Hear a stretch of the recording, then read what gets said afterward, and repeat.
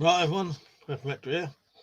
Right, yes, this is going to be a bit of a different live stream today because today is 20 years to the day when I went to prison for a bit. I was only on remand, never got convicted. I've never been convicted of this crime that they accused me of. But it was probably one of the best things that ever happened to me. Finally gave up drinking. I've been trying to give up drinking for ages. I've been drinking from the age of 14, 15 to, every day till the age of just before I was 21. Right, Zed. Right, Alex Saint. So when this event happened, which in all honesty, I can't actually remember what happened. I was that drunk. But from obviously the statements of other people and the so-called victims, the police deemed that it wasn't worth pursuing. So yeah, that would have been. It was today, the 23rd. I reckon just before 12 o'clock. So because I won't wait for loads of people to come on. I'll just start telling you it. Might as well tell you the story, lead up to, sure it goes. So on the 23rd, I'm 40. On the 23rd of December, 20 years ago, I'd been to a local club, not like a, like a football club type place, that kind of place. Been to like the Christmas party, getting drunk, very drunk. And I can remember in the party winning, I took part in the raffle and won some fucking the old little green action men. Won some of them and gave them to Malcolm's missus's son. Yeah, gave them to him. And that's one of the last things I remember, really. Apart from then, I can vaguely remember walking home. And hello, everyone, by the way. I might just carry on the story. Vaguely remember walking home, but we were going to walk to Malcolm's house. And that involved walking up a small alleyway. Quite a small, it was only about fucking. This alleyway is probably about this wide. Not very wide alleyway. That goes up and then to the side. Anyway, something happened in that alleyway. And all I remember is waking up on the floor with no one in the alleyway with this injury, and just got up and started walking back down to my house. There was no one there. Got into the house and looked in the mirror and thought, I don't know, does that need looking at or not? No idea how it happened. I have vague recollections, but I'm not sure now whether that's, when you get told what happened, you make it up in your head what happened. You picture in your head what happened. I now suspect a lot of my memories from that night are what I've been told happened. Pretty sure I can't actually remember. Decided I better go to the hospital. Obviously, you can see that's a reasonable sort of wound. I don't think it would have been that bad, though, had the police let me. The police and the hospital looked at it properly. So this is just before midnight, or maybe gone into midnight. Now, it couldn't have been because it says I was arrested on the 23rd. So this is still the 23rd. Driving to the hospital, and I would assume my dad would have known this. He's the kind of person who would know these kind of things. The police was following us, but there wasn't a lot he could really do. He probably didn't know what had gone on either. I think they was following us anyway, because it turns out that they was down the road around the corner talking to the so-called victims. When we would have pulled out and gone around the corner, they probably would have said that's them. Got to the police station, not the police station, got to the hospital, and as I got out of my dad's car, I could see the police coming over, so I shook my dad's hand. I sort of knew, I must have sort of known what had happened, but I can't really remember. Shook my dad's hand because I knew it was going to happen. I knew they was going to take me off, and I probably wasn't coming back. So I shook my dad's hand and said, "I'll maybe see you soon." They didn't handcuff me though. So, and I only know that because it says in one of these, I've got the charge forms and stuff down here, from it all, witness statements, prison statement thing. I'll read you them and my prison letters. Where was I? Yeah, they didn't handcuff me. took me to the police station, but didn't bother getting me looked at. And it wasn't till the next day. That's in this one. It says in here. It was the next day they took me to the hospital, and the hospital of well, I think that night I spoke to the police doctor who said everything was all right. And then my mum said, well, you've got to take him to the hospital. So the next day they took me to hospital and I needed stitches in my hand. Definitely stitches in my hand. And I don't know if they cleaned this or not, or if they did, they didn't clean it properly, because by the time I got into the prison, it was completely infected. So I was charged on, it was Saturday the 23rd of December. I won't read out all of it, but I was charged with, it says, charged alone on Saturday 23rd of December 2000, charged with unlawfully wounding with intent to do grievous bodily harm. And there was another part to it about malicious wounding with intent and some other things. Sorry if I'm not reading out the comments. I just thought I'd do this stuff. So yeah, there's that. So charged with that night, and then because it was the 23rd of, I did have a head injury. Yeah, that was found out someone bit me there. Bit me. So what was I going to say? So charged with that. Because it was the 23rd of December, the 24th, Christmas Eve, Christmas Day, and I don't think the courts was open until Boxing Day.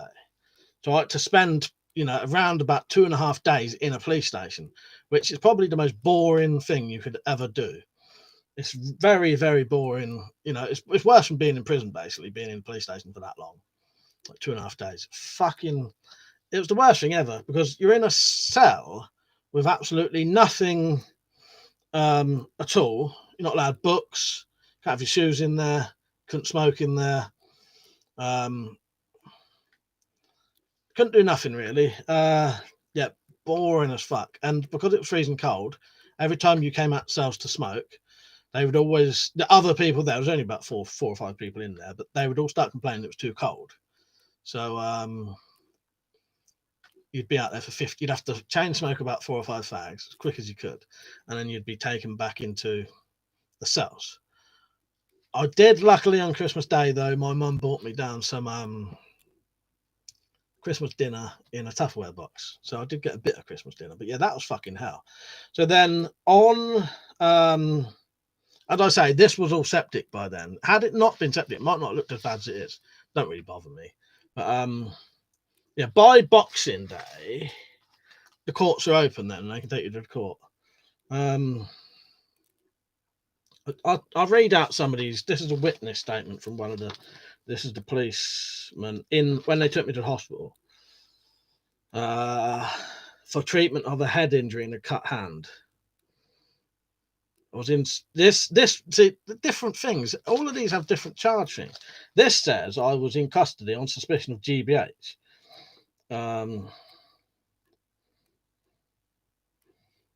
While I was in there, he asked me what that was, and I said maybe I was in a fight, because as I said, I don't actually really know.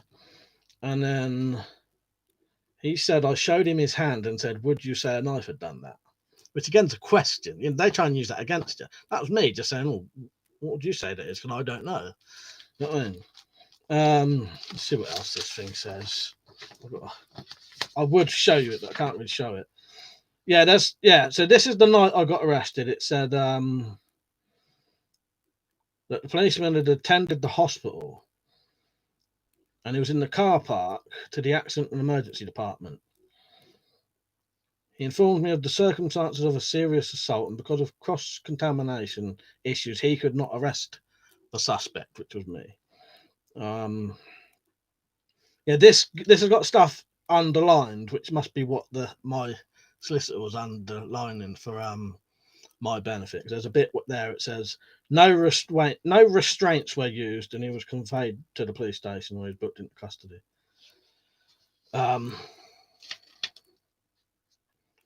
Does that say what the time? Oh, that was, yeah, when I was actually arrested, it was 1:35.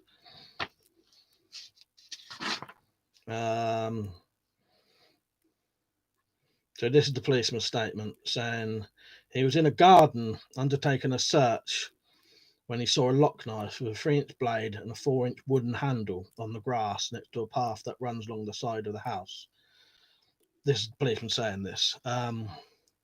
I picked up the knife by the wooden handle and saw there were small amounts of brown red coloured substance on the tip of the knife.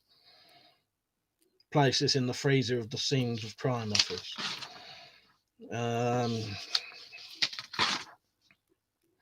What else?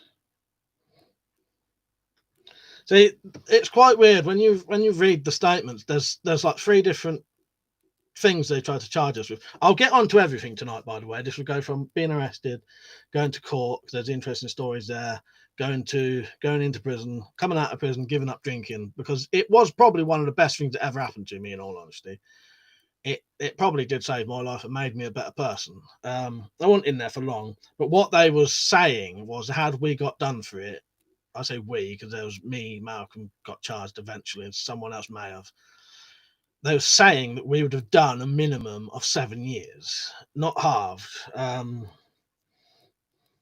Yeah. So that's some of the reports. That's because the thing is, it was. I think a lot of it was. As I say, I can't remember. I was just a victim as much as they were, in all honesty, though.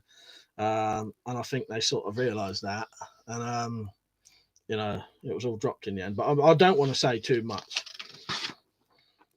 about the action, because in all honesty, I don't know, and I don't want to say something that's sort of not true.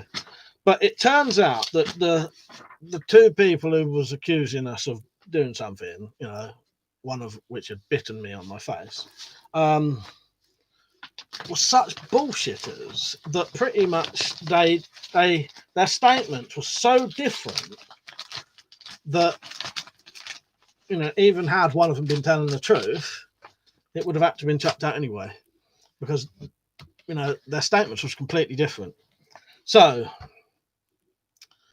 by the time, my first day, well, I'm not going to tell you all of it. It's not just for fighting, though. If you'd listen to me, what I was saying, but I don't want to say too much.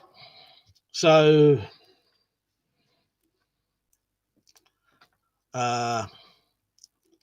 first day in court. So go to court on Boxing Day. I have a weird recollection of that. There was some bloody. You look up what was in the Christmas music of Christmas 2000. Every time I hear that fucking what is it?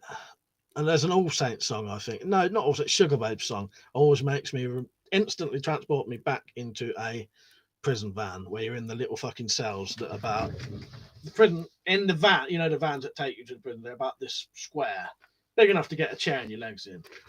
So they're playing music on the way to courts. Get to court and you're like underneath the courts, and then you get brought up, and they sort of tell their sort of bollocks, they make out you're the worst person fucking ever.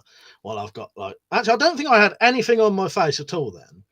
When I got to the prison, they kept the sort of nurses there kept wrapping bandages around my head deliberately, saying, when you go to court, they'll feel sorry for you. At that point, that was just out, nothing, totally infected and everything. So go to court that day, get remanded. Because I was under 20, not under 20, I was under 21, so it's a young offenders prison. No, this isn't trucking a steamroll as well. Yeah, that's true. Yeah, that was when I was, that was the day before my 16th birthday. The taking without the owner's consent of a steamroller. Yeah, I'd have to do that one day, the day before my birthday. We'd do that as a thing. So, get remanded. Oh, but saying that, yeah. So after I got remanded, they take you, before they take you to the prison. I was in sort of a bit so I could smoke, and I was talking to this bloke, Me and him was the last two out there. I reckon everyone had been took off to be sort of protest or whatever. So I was 20. This bloke was at least 35 or something. He had quite an interesting story, actually, what was going on with him. Actually, this was before I was definitely remanded, actually, saying that, because we was all hoping we weren't going to get remanded. I was talking to him, and he said that, I told him while I was in there, and he said he used to be in the army, right? And he'd previously done what do you call it? Army disposal stuff, army, bomb disposal stuff. And he would go around places showing people basically bomb, not pretend bombs, like a model of a bomb sort of thing. You know what I mean? He was into that kind of work. Well, anyway, he had a massive argument with his wife, got pissed and sort of went mental, and then told her that the bomb was real and he was going to blow everyone up. And they'd had to fucking shut off the whole road, evacuate the whole road for this sort of fake bomb, inert bomb. That's it, yeah. But he then later, he must have spoke to my mum. He must have come out because he didn't get remanded in the end. He spoke to my mum, because my mum later said to me, "Was you talking to that bloke?" And I said, "Yeah." He said, "Oh," he said that he said he was a really nice bloke and very polite. There you go. So you then get put in the van to go to prison, which I said was a young offenders. Had I got convicted, I would have been in there for about 4 months and then probably took to an adult prison. And as I say, I was never convicted of this crime either, so I am innocent. So yeah, by now this is all infected. Only get into the prison, and they do it's weird, like when you're in school and you have like an induction day. Obviously, if you've never been in a prison, you have to go through a bit of an induction thing. So they do like an induction thing after you ask if you've ever been in prison before, and then they put you in for like 2 days in this sort of wing before you go into the proper prison. And that was quite weird in there. As far as I remember, I think when you're in that induction wing, you're in a cell on your own. I can't remember if I was with my fucking freak show cellmate or not. But hello, by the way, everyone. I was going to go over this story and just tell it. Do you know what I mean? So yeah, in the induction wing was really weird. I said about this the other night. So I remember laying there on the cell, on the bunk, and I was probably starting alcohol withdrawal by now, because it's the first time I'd not drunk every day for 5 or 6 years. I'd been drinking every day for 5 or 6 years by then. The longest I'd ever stopped that entire time was 2 weeks. And I remember weird shit, like I could hear people shouting, saying they was going to kill people and all this, and very quite not scary, but like weird shit. Oh, we're gonna fucking, not me. They were saying to other people, "We're gonna fucking kill you," and that, and then someone sounded like they was being made to sing weird songs, like they was threatening this person to sing these weird songs. Like I don't know what they were, like joke songs. That could have been mild DTs. I don't know. It might have been, because it just didn't seem real. And still to this day, it don't seem real. Them bits of it. Yeah, and also, when I went into, I still smoked then, and at the time, I think I didn't have any cigarettes or anything, or if I did, I didn't have a lighter. So, or maybe that happened later, because a lot of this was 20 years ago, and I was probably having DTs and all that. So you do the induction thing. They tell you that you can only go up this set of stairs, and you can only come down them stairs, shit like that. Call people sir, call the warder sir. I'm 40, Richard. So they do all that.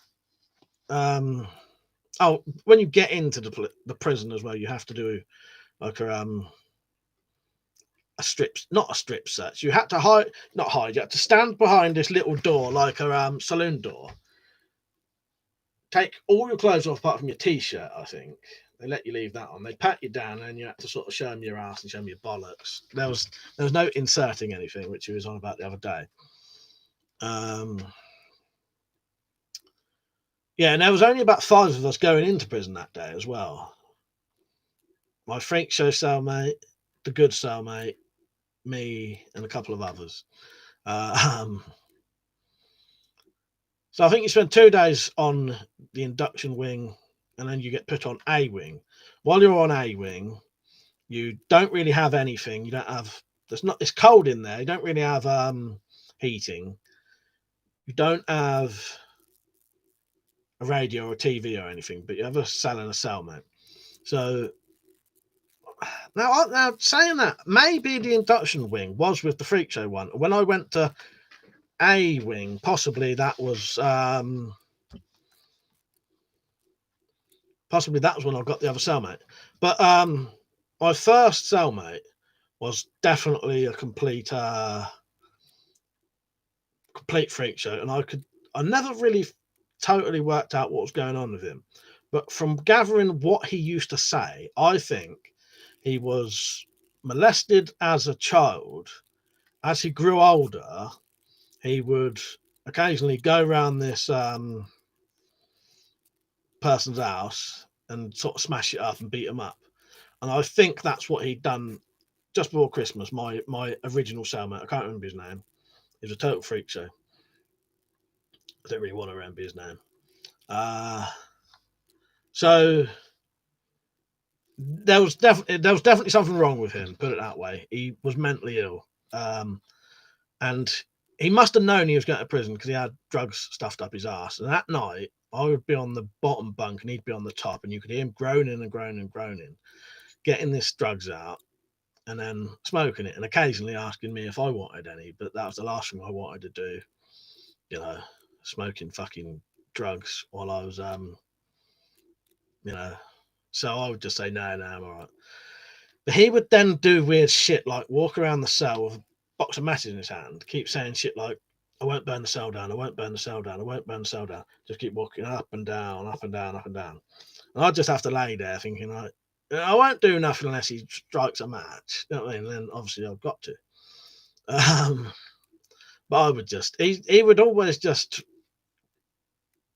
peter off in the end and then just go to bed. Obviously, this only happened for 2 or 3 days anyway. Because what happened in the end, now I didn't really realise this shit would happen. But hang on. Damasabu said, do you think you might have mild PTSD due to experience? Yeah, I think maybe not that, but maybe that combined with other stuff, maybe. Yeah, I think so, yeah. But not just that, a lot, it all together. So yeah, I didn't really, because he would smoke it in the cell, right? And you could smell it. Everyone knew it was there.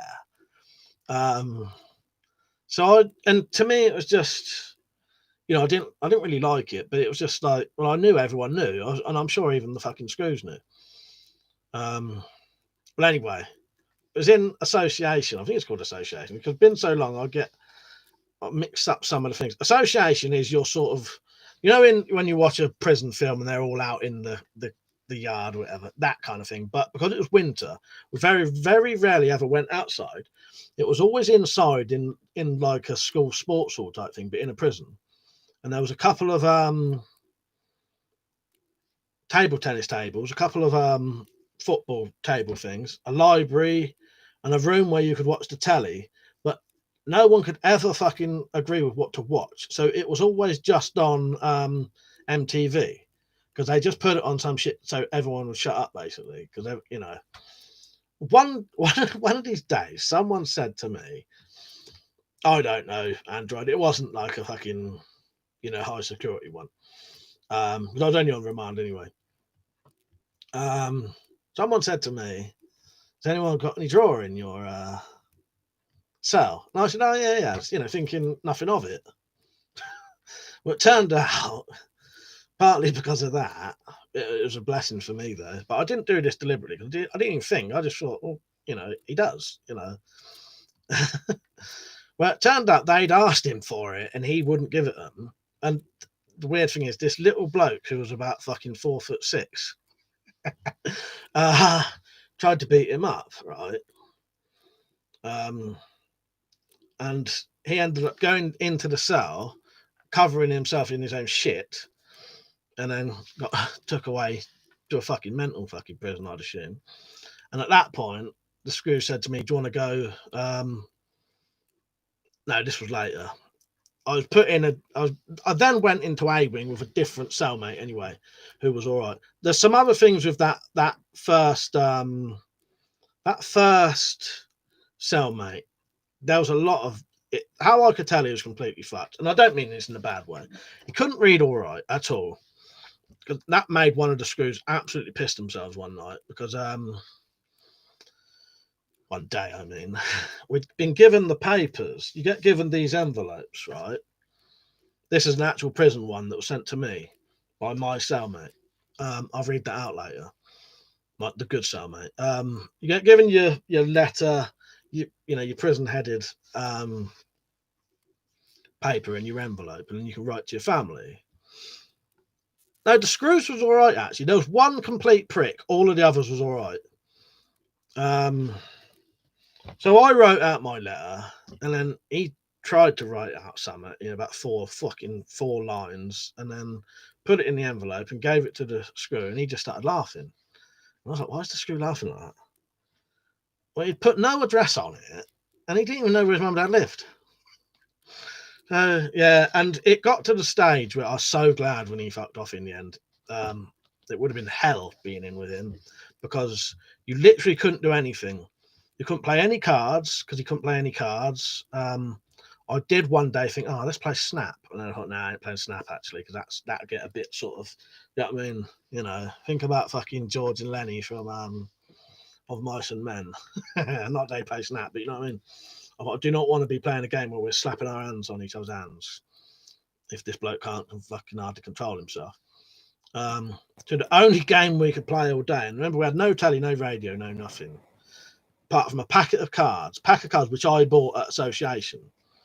So we had to play that game where you put the cards on the table, just turn them over, you know, and get pairs.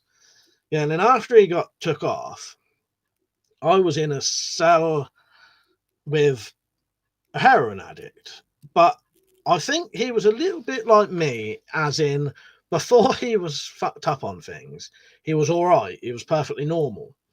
Because when he was off the heroin, he was proper decent bloke, to the degree that when I got out, he carried on messaging me, you know, sending me letters and that. And yeah, he was a proper decent bloke.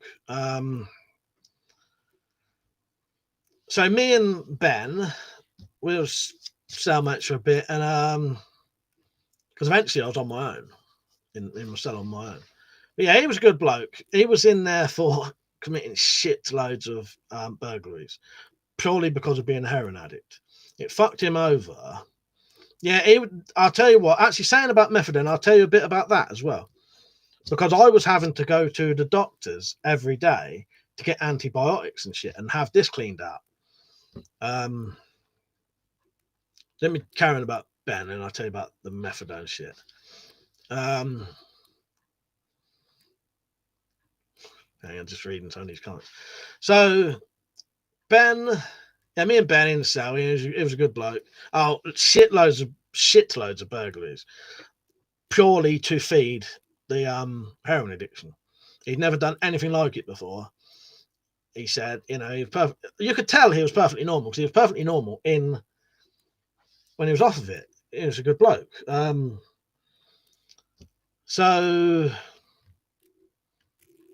I'm getting sluck because I have to try and remember to do these in the right order and where I'm going. So this was infected by then, and I'd have to go down to the doctors. I'll go back to my other, you know, my cellmate anyway. And half of the fuckers down there would be getting methadone, including him. I'd be getting antibiotics, and they'd be asking me for them. I'd be, fucking antibiotics ain't going to do nothing for you. You know what I mean? Any fucking thing, it was tablets. So I would have to go down there every day, lay on the thing, and have them basically clean that out which was like completely taking off the whole scab every day. So it would be like picking a scab every day. Probably why it looks like that. And because it was a dirty fucking dirty bite.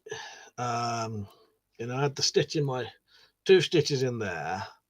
There's a cut across. That still hurts ever so slightly now if I grip something hard. No loss of anything in my fingers though. Yeah. One of the times, and also, like I said, sometimes I'd go down there and they'd put just a plaster on. Other times they'd say, "Oh, when you get to court," I'll get caught soon. So, the next day, if I was going to court, they'd wrap a bandage right round my head. Because a lot of the prisoners were surprised because they thought I had like fucking massive head injuries. I was wandering around with bandages wrapped on my head every day. Yeah, so weird. But that wasn't due to me. That was the because they weren't the prison nurses. I just think they just used to have a laugh and wrap my fucking head up with fucking bandages, make it look worse than it was. Because I used to keep having to have my picture taken a lot as well, because I went in with a short beard, and then I didn't shave the whole entire time I was in there, so I had a full beard, and every time this would be done, it would look slightly different. I'd look different, so they'd have to keep taking my picture so they knew who I was. Yeah, so then me and Ben, first couple of days, I'll tell you another weird memory as well. The first time we was put in the A-wing cells, the mattresses was bare, right? And the mattresses was completely covered in biro graffiti. And it'll sound weird, but I fucking spent at least 3 hours looking at that stuff. Some of it was fucking hilarious. You can imagine what prison fucking graffiti would be like on a mattress. Yeah. Very, very bizarre shit. A lot of football, people writing stuff about football stuff, and then people threatening that person, and then yeah, really weird.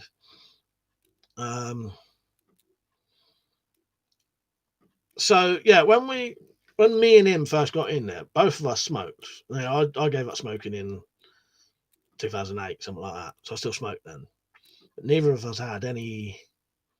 I don't think we had any fags or a lighter, or we had baccy and no lighter. So we had to spend a night of not having any fags, cigarettes. And then the next day, we went into association, spoke to some people about it, and they said, "Oh, what you'll have to do tonight, when you ain't got nothing, send us a line over and we'll send you a wick." Now, in some prisons, you can drop a string down from one window to another, but we couldn't really do that. Yeah, you can do the cell workouts, Rich. I never bothered. There was a gym as well, quite a decent gym. Yeah, there was quite a decent gym, actually. So what we had to do to send a line across, you couldn't drop one down, so you'd have to send one across to another cell. So you'd have like wool blankets, and you broke one end, broke another end, and you could pull big long strings of it out, tie those together to make yourself a rope. And I said, "I'll tell you what would be the perfect thing to do. Tie your comb," because you also get given a little bag of stuff like a toothbrush and a comb and that. Tie the comb on the end of it, take your shoe off, lay it under the door, and then you hit it so it shoots across the floor. And then they would have to send their line out, and you'd have to try and get them tangled up. They would pull your string into their cell, and you used to get given tea bags in little like jiffy bags. So they would put some matches in there, put it on the string, and then you would pull it back.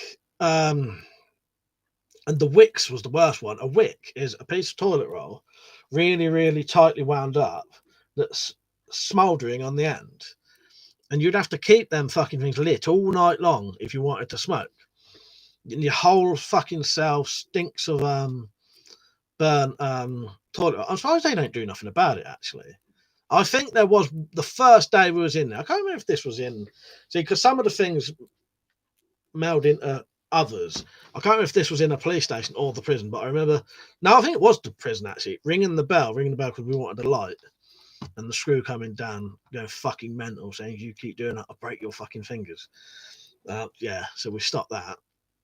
So yeah, occasionally we used to send the lines across, but after a couple of days, once you've been in there a certain time, you can get sent money, or it's not money, it's what do you call it? Post office stamps, whatever. You know what I mean? I can't remember what they're called now. One of you lot will know. Postal orders. You get sent postal orders. So then you go to association and you could buy stuff. And in there you could buy, I can't remember if you could buy single cigarettes or not, but you could buy stuff like, I think it was like a 5 gram bag of tobacco. What's the smallest you can get outside? Like 12.5 in it. Yeah, you get special little 5 gram bags of tobacco. That said, for prison use only. Yeah. So my cellmate Ben, he in the end he admitted to a load of the burglaries, because they said if you admit to loads of them, we'll wipe half of them off, and they can be, solved. Then you know what I mean. And he just and he got 5 years in the end, did 2.5, but he may have got out a little bit earlier than that.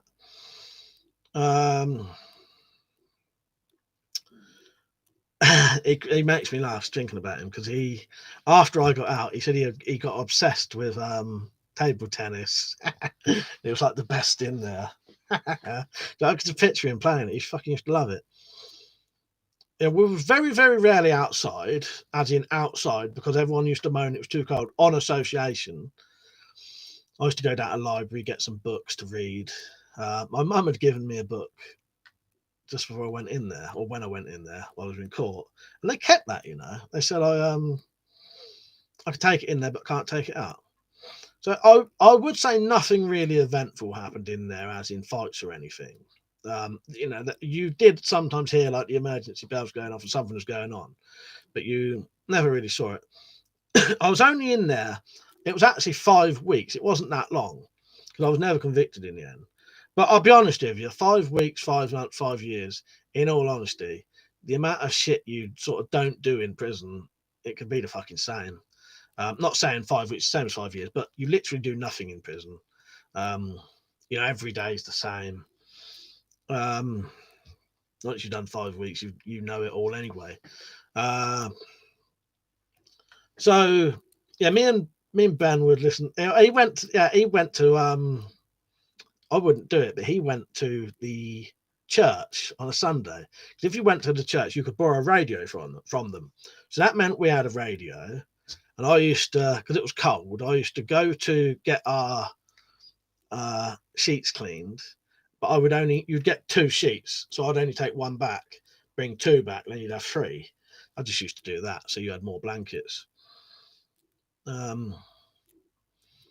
I'll tell you how the days went, because this was one of the things that used to bore me to fucking death. I never had a watch, and I used to hate that, because I used to hate not knowing. Because you'd wake up, if you woke up early and no one had banged on the door, you didn't know what time it was. So you didn't know whether in 10 minutes or 2 hours you was going to have woken up. So it made everything really annoying. So I asked my mum for a watch. She did get me a watch. And the day I had it, I dropped it on the floor and broke it. But in one of the letters that she sent me, there's a mention of the watch. Yeah, me and him used to play rummy. We got so good at rummy, we had to play it with 9 cards each. One hand would go on for about fucking 2 hours.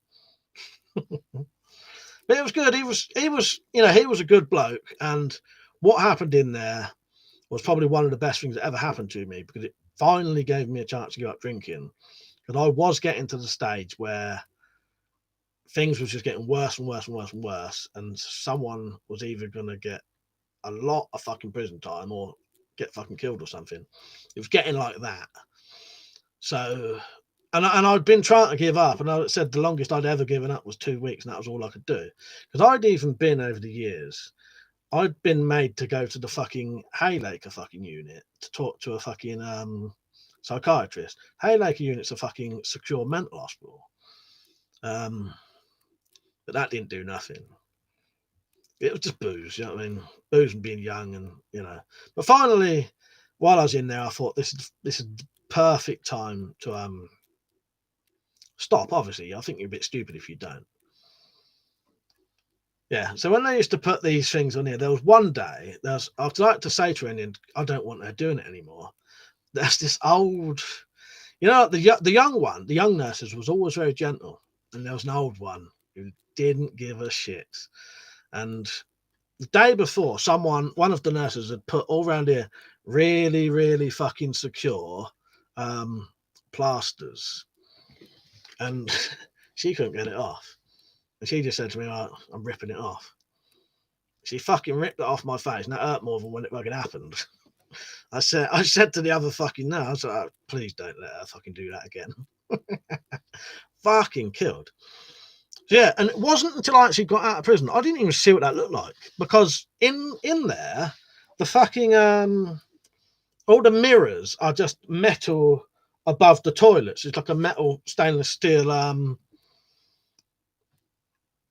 sheet, and it gets cleaned so often you can't fucking see yourself in it. Yeah. So on A Wing, we got a radio, me and Ben. Oh, the methadone story was pretty much just every time I went down to get my that was it. When I used to get my antibiotics, there was a fucking queue of people getting their methadone. So that was it, really. I've never done methadone.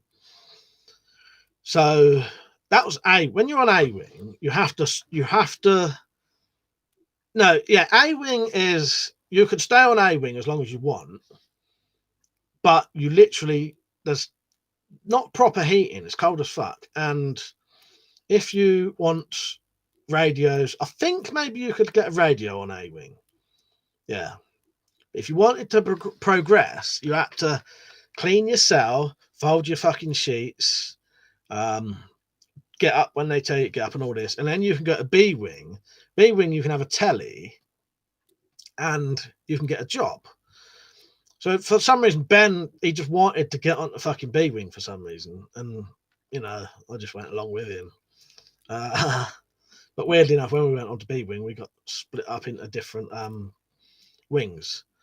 So when we did, because I always found it weird it was quite militaristic, having to fold your sheets in a perfect way, otherwise they wouldn't accept it. And if you did all that shit, you could get on a B Wing, get a job. So that happened after a couple of weeks.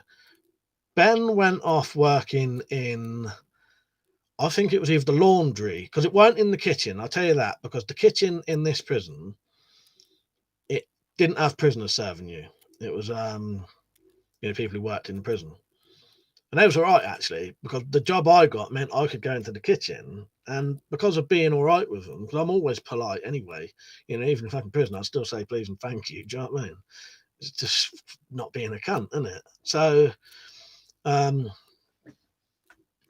he went off doing his job, and he had to go on to, well, mate, because on my letters, it says, on these letters, it says what cell I was in, a wing.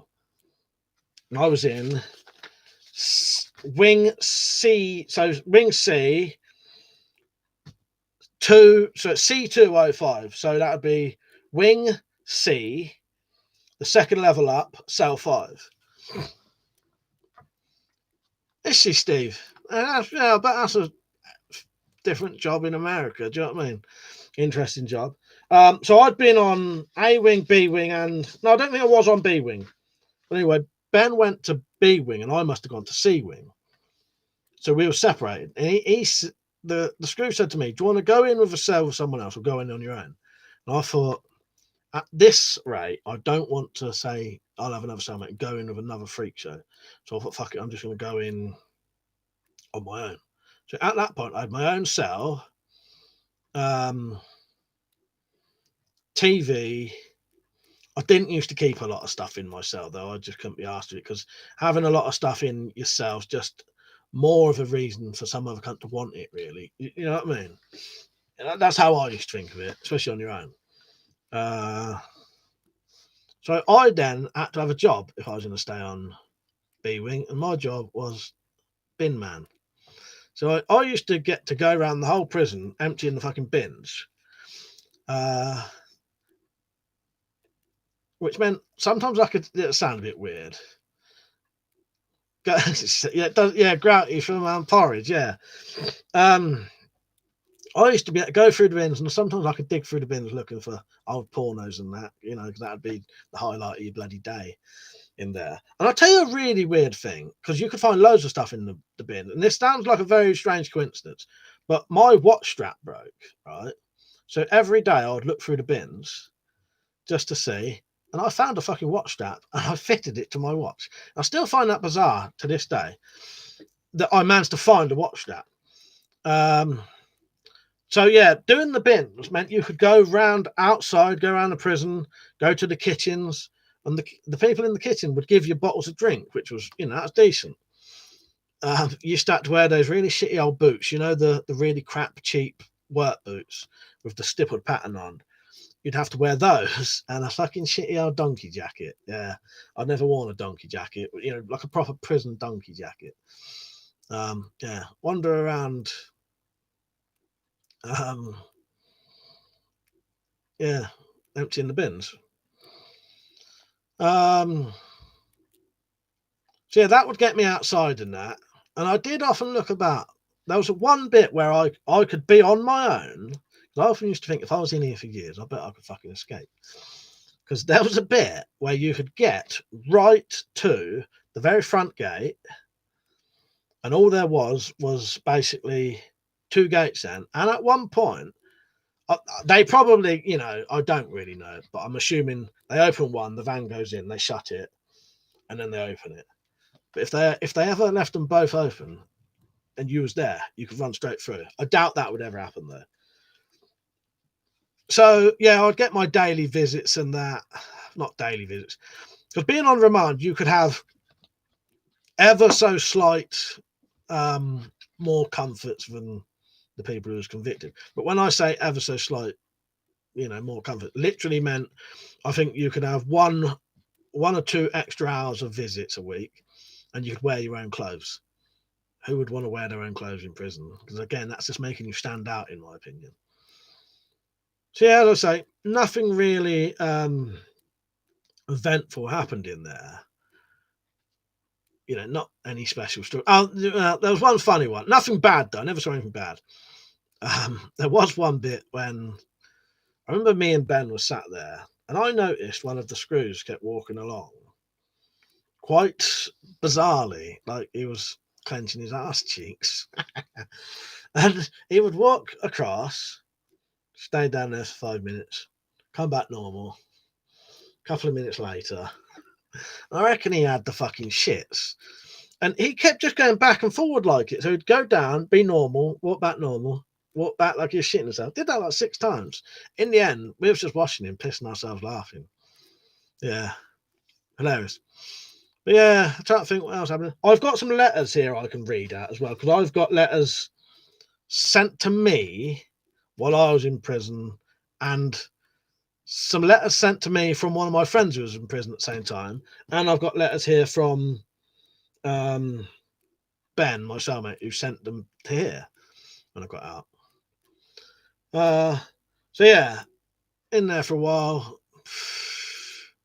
Can't really. I was just saying, there wasn't really much eventful went on. Sorry if I've not been chatting to anyone. I just thought I'd just do this story, and it won't go on forever.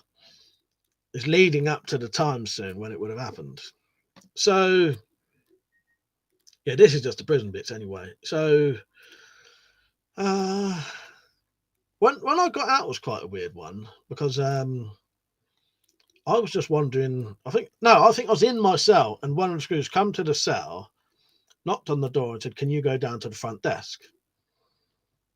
I had no idea what was going on. I'd been to court maybe 2 or 3 times during this whole time I was in there, with them keep saying to me, "You're going to get done. You're going to get fucking 5 to 7 years minimum. It won't be halved." Shit like that. Kept, I was resigned to it. I was, as I say, as I said before, I was probably just as much a victim as they was, even though they weren't. You know what I mean? Anyway, so he says to me, go down to the front desk. They want you to sign something. And he hands me over, which I've actually got here, but I can't show you it. Let me read it out, see if it says on it what it said. But somewhere here, I've got my thing that they gave me when I got out. What one is it? But he just said to me, come down the front desk, handed me this thing, said, sign that. And he said, well, you can go. You're allowed out today. I was like, what? You know, I hadn't heard nothing, and no one had. My mum and dad didn't know. Literally no one knew, apart from the solicitor, that I would have been getting out that day. Let me see if I can find it. I won't be able to show you it anyway, but pretty sure in all this stuff, because I've looked at this before I came on. I would have read it to you, but I can't. What the fuck is that? Unless I left it in the thing. Let me see if it's on the back of the charge thing. No. Yeah. Yeah. So he said, "There you go." So I went back to my cell. He said, "Go to your cell and get your stuff, and we'll let you out." This was pretty sure it was daylight when they let me out, but it was winter, obviously. So by the time I got out and walked down to the local train station, it was fucking. Luckily, I'd been to this town once before. Otherwise, I wouldn't have known where to go or anything. Luckily, I'd been there once before, and I knew that if I walked down to the train station, there was a phone box. But anyway, yeah. So he said, "Get your stuff." And as I came out myself, I saw another prisoner, and I just gave him everything that he would have a use for. Kept enough for me to smoke that evening. Yeah, just gave him everything else. So I thought he's going to need it more than me. So yeah, and then I think they gave me like £6 or something stupid like that, and just chucked me out the front doors, basically. Walked down to local train station, rung home. I don't think anyone was in, or if they were, no one could come and get me. So then I had to ring up my cousin who I'd been working with, and yeah, I had to stand in this fucking car park for about 2 hours waiting for him to come and get me. Got home, and it's nothing like, because obviously no one knew I was getting out, so it was nothing like, you see films and they're on parties and that. I got home, no one was in my house, no dinner, no nothing. Come up here, opened me 4 presents that I'd been given. And you find out who your mates are as well, because 2 of the people who was there that night haven't spoke to me since. One of them hasn't spoke to me in 20 years. The other one spoke to me once, and I suspect he only spoke to me because I was talking to someone else about it, unaware that this person worked with them. And I said, since I went to prison, they was with me the night it happened. They've never spoken to me ever since. About 2 weeks later, he popped round. A bit fucking late, isn't it? And then, because I obviously had visits while I was in there. I had Mount come visit me. There's a bit about that in these letters. I read these letters. Because some of the letters have some reasonably sort of funny stuff in, because my dad used to get stopped every time he tried to visit us. But yeah, I had some relatives and friends come and visit me. My mum, Malk, my other brother and sisters was too young. Yeah, where was I going to just for that? Oh, and yeah, when I was at home, hang on. When I was at home, so I was out about, I think the next day, I had my real mates come round, and that's what I mean by your mates really are, because yeah, them 3 came round, and the same people who made sure they came to my dad's funeral, stuff like that, and yeah, you find out who your mates are.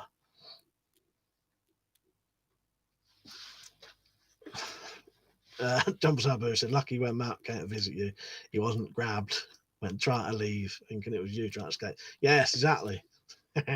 Well, maybe they'll bandage out. So yeah, so that was, I got out, and I then stopped drinking for 6 years. I think it was 6 years. And I'll be honest with you, it was probably one of the best things I ever did, because at least got me out of the habit of all of that stupid shit. It had been a long time coming, you know. As I say, I was in the police station on my 16th birthday for fucking basically stealing a fucking road roller, steamroller thing. So, you know, that's just one of years worth of stuff I've been doing for years and years and years. And it's just getting worse and worse. So I'll read you some of these letters quickly. I'll have a look, see what ones we've got. I won't read everything in them, but these are ones that were sent to me. What was this one? Oh, this was from. Funny thing is, I was thinking this earlier. I think that night, apart from the so-called 2 victims and one other person, every other person who was there has been to prison now. This was my mate Nick, who was sending me letters while he was in prison. He was in HMP and Young Offenders Guys Marsh, Shaftesbury, Dorset. And he says, Mike, all right, mate, how's you? I'm doing fine. This place is easy, really. Thanks for the postcard. I don't know if I'd got out by now. What was the date of this? I don't know if he's put the date on. Well, mate, now if this may have been when I got out. Where's the address to? Yeah, this was when I got out, but he was also sending me some when I was in there. Thanks for the postcard. My walls are a bit bare at the moment. Well, I've got another 17 months left here, so I better make the most of it. I'm doing a computer course while I'm here, so I can get a decent job when I get out. And I'll keep off the drink as well. Hopefully I'll keep off the drink as well. Because this was someone who used to hang around with us every day.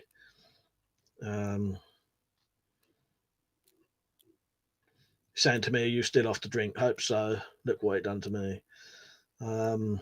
How's your mum and dad doing? Could you tell them I said hello? Yeah, because I knew what you sort of wanted when you was inside, so I'd send him. Well, one of them said he says about a fucking he says something about. I must have sent him a porno poster. But yeah, Rich, funny thing he says about circuits in the prison. So I'm going to drink a bit of my coffee. I haven't drunk any tonight. So this is him again in Guy's Mask. This is my friend Nick. And he says, cheers for the letter. I got a couple of days ago. How are you? He says he's got 17 months left. At least I'll be out for my 21st. It's quite good, really, because I've got a TV in my cell. I got the poster, thanks. I got it on my wall. You're not supposed to have porn on the wall, but they'll only ask me to take it down if they see it. Anyway, the screws are pretty all right in here. Hardly even noticed. Oh, no, that's something else. There's some stuff in here I can't really read out. Yeah, I'm not going to the gym that much, but I'm doing cell circuits, which is getting me fitter. I'm going to call it a night now. It's getting late and I've got to be up early. Hope everyone is doing okay.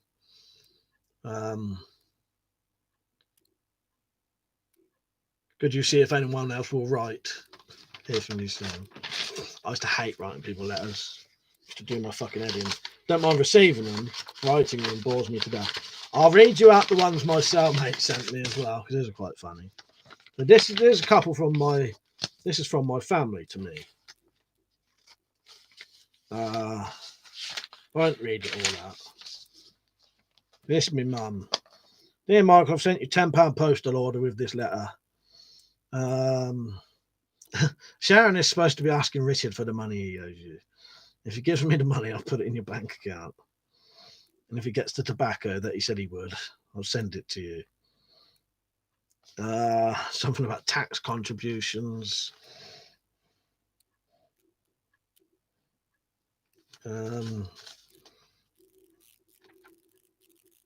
I'll write again later in the week to remind you about your shirt for when you next go to court next week.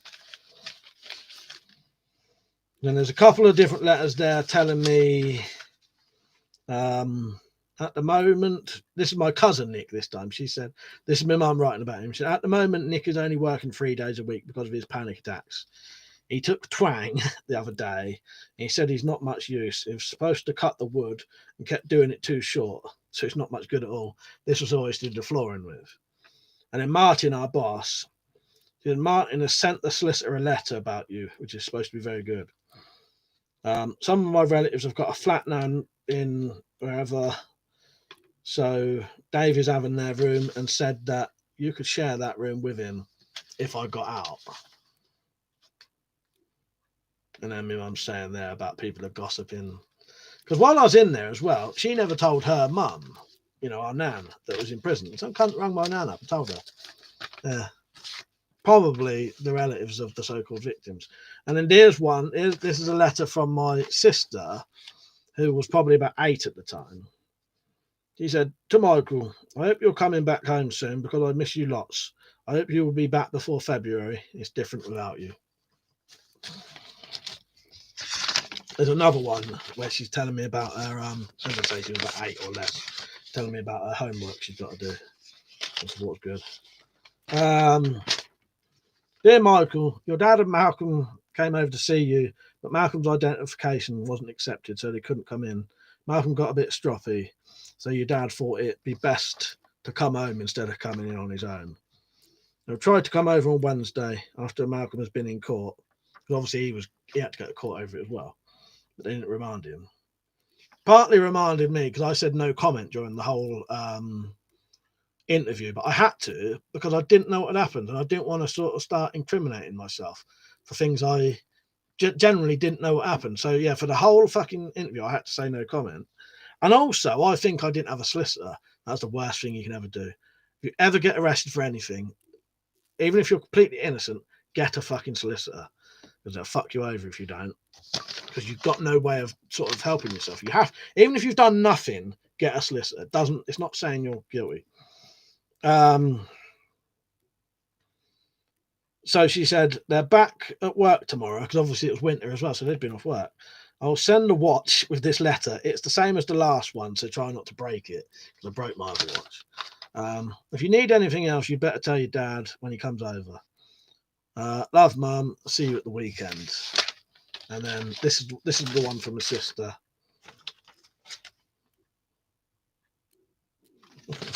I've not read these letters for years. So, yeah, apart from just before I came on. Dear Michael, our class has a pen pal in Australia.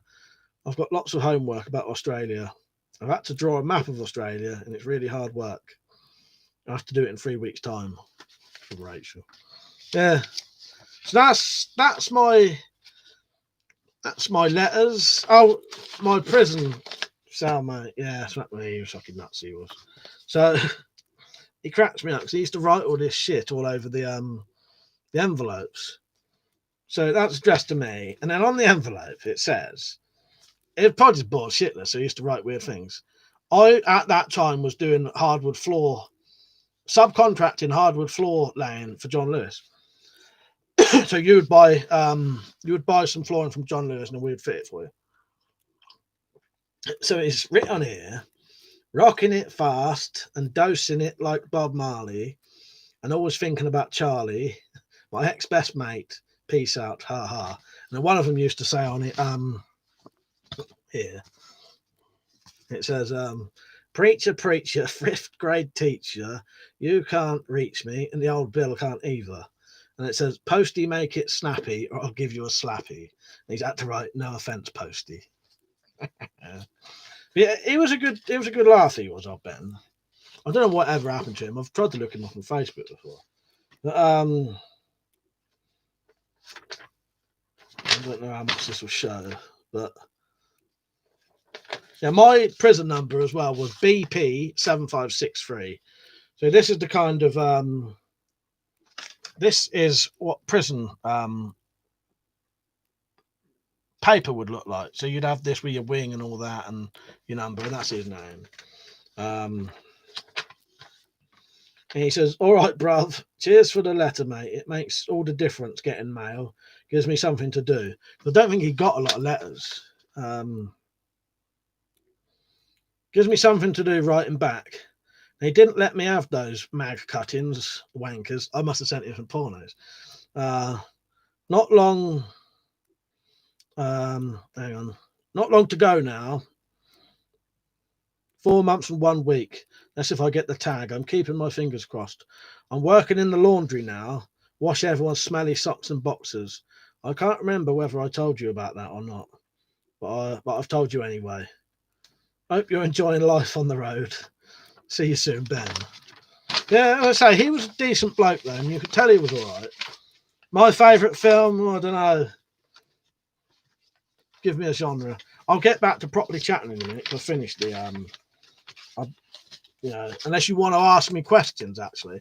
But in a minute, let me just read out these final letters. I'll see if I can find any that's got any funny stuff in, and then you can ask me some questions if you want. So this is from Ben again. Yeah, I looked up recently what I was in Reading Young Offenders, basically. I looked up recently to see what my favourite horror film is. The Thing. I looked up recently to see what cell Oscar Wilde was in. He was in C33. That'd be C303. I was in C2. I was in A209 and C205. But in that Reading Young Offenders, at the top of C Wing, is a great big plaque of the Ballad of Reading Jail, which Oscar Wilde wrote. So he said, all right, Mike, cheers for the letter, mate. I was well surprised to get a letter from you. I can hardly remember what you look like. And in the exclamation marks, not really. Anyway, only about 11 days left. If I get my tag, I'll be out on the 27th of July. I got kicked back to A Wing today for not doing any work. Fucking Mr. Blah blah pisses me off. That's one of the screws. So I've got to ride my last couple of days without no telly. I'm not that bothered though. Just the thought of getting out will keep me going, I'm sure. I'll give you a bell when I get out. Take it easy, mate, Ben. He never did in the end there. Yes, boy, just got 3 police days back. Might get out on the 24th. That's next Monday. Yes, boy. He does that right. He's one of them, he must write like he talks. Quite strange. It does bring back, I'll be honest with you, reading this stuff and talking about it brings back very, very vivid memories and feelings for me. It's quite bizarre. What's this? That's strange. Well, I won't show you this. This piece of paper here has got it's got his fucking whole address on it. I forgot I even had that. And his mobile phone number, home phone number, his girlfriend's number. How bizarre. Yeah. But on the back of it, it's got some of the rules of your cells. I'll read that out to you. So this is what I'm assuming this is what you can't do. You can't smoke in bed or in any no smoking zone. No shouting or whistling from the cell windows or the cell doors. Don't change your appearance without first receiving permission from staff by application, e.g. grow a beard, moustache, or shave your head. That's why I had to continuously... I'd love to find them pictures, in some kind of records, but, that prison's completely shut now. You mustn't use the bell unless it's for emergency. That means life or death. Hence why they threatened me to keep one in a lighter. You can't lift any cell door flaps. Can't leave the landing without permission from staff. Can't touch or press any green alarm bell. Don't offend against any prison rules. Don't lend or borrow an item. Right. There's 2 more letters from Ben. This is a long one. Let's see if it's got anything. All right, let's read this one.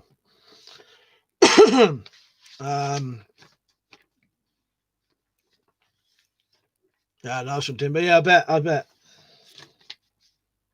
He said, how's it doing? I'm still in the fucked up Butlins. I've heard you got out, jammy bastard. Got your charges dropped, right? Someone told me you were well chuffed. How could you not have been? He says, you went to Crown Court on the 5th. When I got there, I spoke to my solicitor, and she said I'd be looking at about 2.5 to 5 years. Was shitting myself. So I went into court thinking that I was going to get shitloads of time. So when the prosecution started slagging me off, I thought I was fucked. But then I think about it. It was just shit, really.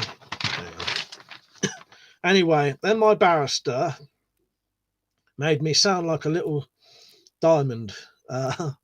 Little diamond. Things started looking up. When they told me to stand up, the judge looked at me and said, "Mr. Morland, we are sentencing you to 18 months in prison." And so he got less than I remembered then. He said, I nearly started laughing. I felt like running across the court and kissing the judge. And then he shouted at me that heroin was no excuse. I just smiled at him and walked out with a fucking smile from ear to ear. If anyone's just come on, this was my cellmate.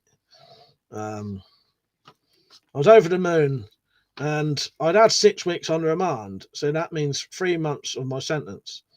So it was only 15 months, so I'll end up doing 7.5 months result. And if I get tag, I'll be out in about 5 months. And I'll be already done 2 weeks, so I'm just looking forward to getting out. I can't fucking wait. So I hope that you have started out your I've sorted out your dispute, and I hope you're enjoying life as much as I will. It makes you think how much you take your freedom for granted, don't it? Anyway, I hope you drink loads of beer and women. Yeah, I never touched a drop for 6 years after this. Have one of both for me.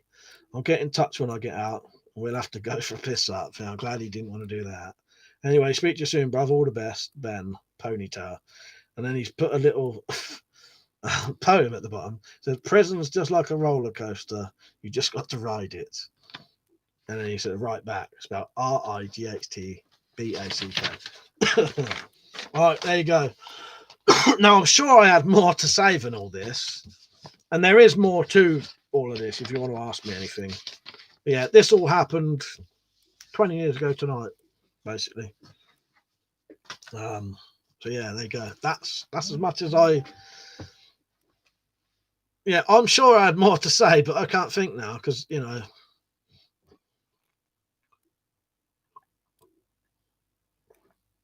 double sour boosted. Only 2 rules in prison. Don't write on the walls and follow the rules. Anyone who hasn't been to prison, do you know what prisoners, how they stick their posters up? I can tell you that.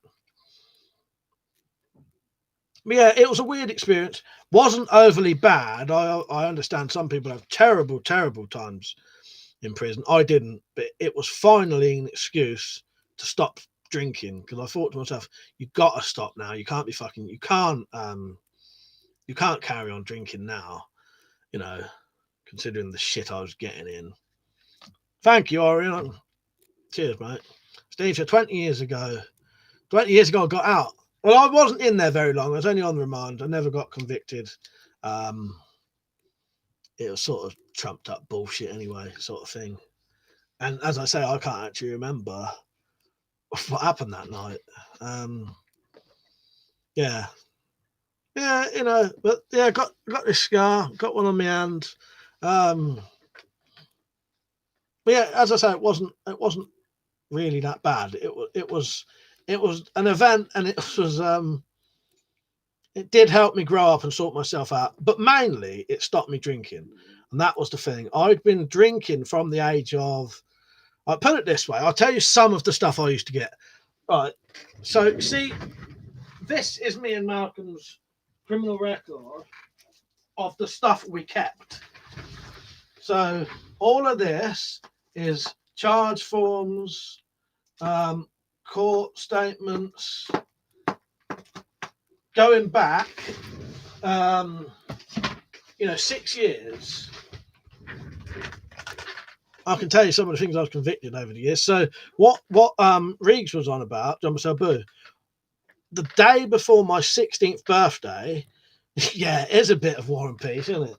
And that's not even all of it, because some of it's here. Put it this way, nothing ever happened to me to make me drink. A lot of people think something must have happened to you to be an alcoholic as a teenager. Not the case with me. I tried booze. I remember the first time I got actual drunk, I was about 8, I think. Stole some wine out of the fridge. I think it was wine anyway. tasted it, thought it was nice, downed it, got drunk, and I was running around outside the house and had to be dragged back in. Even from that day, I was probably addicted to booze. I knew as soon as that alcohol went into my bloodstream, I fucking loved it. I loved the feeling of it. It just does something to me that nothing else does. Yeah, so I was probably hooked from booze from then, but I didn't drink then, obviously. But I loved the feeling of it, even at that age. And I probably didn't drink again for like 4 years. By the time I was 14, 15, we was drinking, me and Malcolm was drinking every day. And when I say drinking, getting drunk every day. Not a couple of pints, it was getting blind drunk every single day and going to school the next day. I won't say day, evening, because I've always been able to go through the day without booze. But, as soon as finish school, get some fucking drugs, get some booze. And my mum and dad always tried to stop this, by the way, as well. There's only so much you can do with a teenager who ain't going to stop it, is there? You know what I mean? They couldn't ground us or anything. And they could try to, but it wouldn't have worked. In the end, what my mum and dad would have to do was pretty much just let us get pissed here, so that at least they knew where we were. Because there used to be times we'd have like 30 fucking teenagers in here getting pissed, but I suppose my mum and dad used to think, well, at least they're here and they're not out getting in trouble. Yeah. So even on the day before my 16th birthday, I spent Christmas Day in police station, and I've spent at least 2 birthdays in the police station. One, I was called to have my charges done, see if I was going to be charged. The other one, the day before my 16th birthday, we'd went to go to a fair. I've been convicted of this, and it's actually in there. The statements are in there. I'll have to get them out one day, read the statements for that. And I've got the full statements and charge forms and everything, because they tried to charge me with like fucking 6 different things. But anyway, it was a completely mental day. I remember going to, I was pissed in the morning before we even got there. I remember going to this, or maybe the afternoon, because I don't think we would have gone to the fair in the morning, in the afternoon. I'm trying to think what day it was. But I remember walking around with a padlock and chain as a weapon. And then, I was 15 at the time. Doc Marten boots. Still took up Doc Marten boots, probably. Bomber jacket. Shaved head. Padlock and chain. Maybe even a fucking knife on me in them days. I would have been stupid enough to do that. Went to the fair. Got on the train, and I've been convicted of this, so I can say, because I have actually been convicted of this. It wasn't even my first proper conviction either. So got on the train, pissed out of our faces, and we decided to start like smashing the train up. And I think we smashed the train up on the way back, but on the way there, broke into the emergency cabinet that has all the tools in case the train derails, whatever. And I took out an axe, a little hatchet, put that in my jacket, and I think my mate Ricky took a what we call a tap hammer, a glass breaker. So Malcolm had something as well. Don't know what, he would have either had something on him or would have took something out of there, but I can't remember. So we went to the fair, and that was quite eventful. At one point, I saw this group of people surrounded someone. When I pushed my way into this crowd, Malcolm was laid on the floor on top of someone with his thumbs in their fucking eyes, poke their fucking eyes out. That managed to stop, and I may have threatened someone with an axe. I can't remember. I had that axe on me, and I think I pulled it out because I was showing it to people as well. And I remember at one point, someone was doing those, the strength punching machines, and I went to hit it with my padlock and chain, and at one point was holding it in front of it while someone was trying to punch it. I remember getting off of some bird, having an old snog with some bird, because just before, 15, made me laugh because we was with quite a few of us. There was one of the teenagers we was always thought he was like the the good looking ladies man sort of thing. He'd been getting off with this blonde bird, and she'd sort of stopped bothering with him, and then came to me. And his face when he saw her getting off with me, he was fucking gutted. And I'll never forget that because I found it so fucking funny. They're just, just so smug, thinking, oh yeah, you know.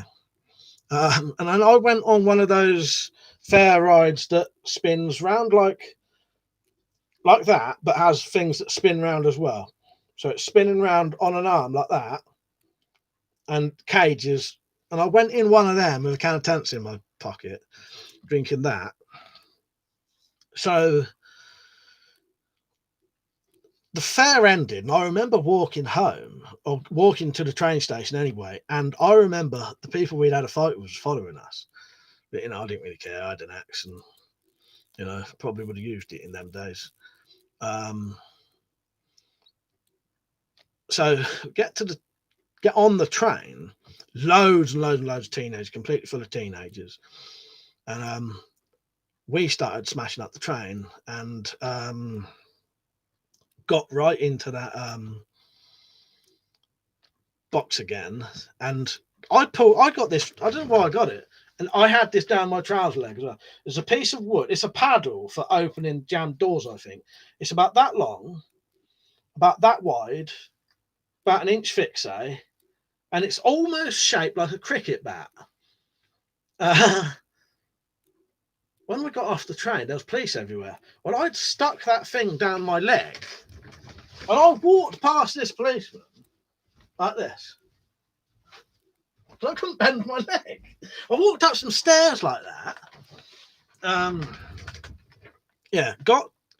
Oh no, I forgot part of the story. Right, before all this happened, before we got the train to the fair, we'd gone into the local school, and they was building some new. They was building some new tennis courts.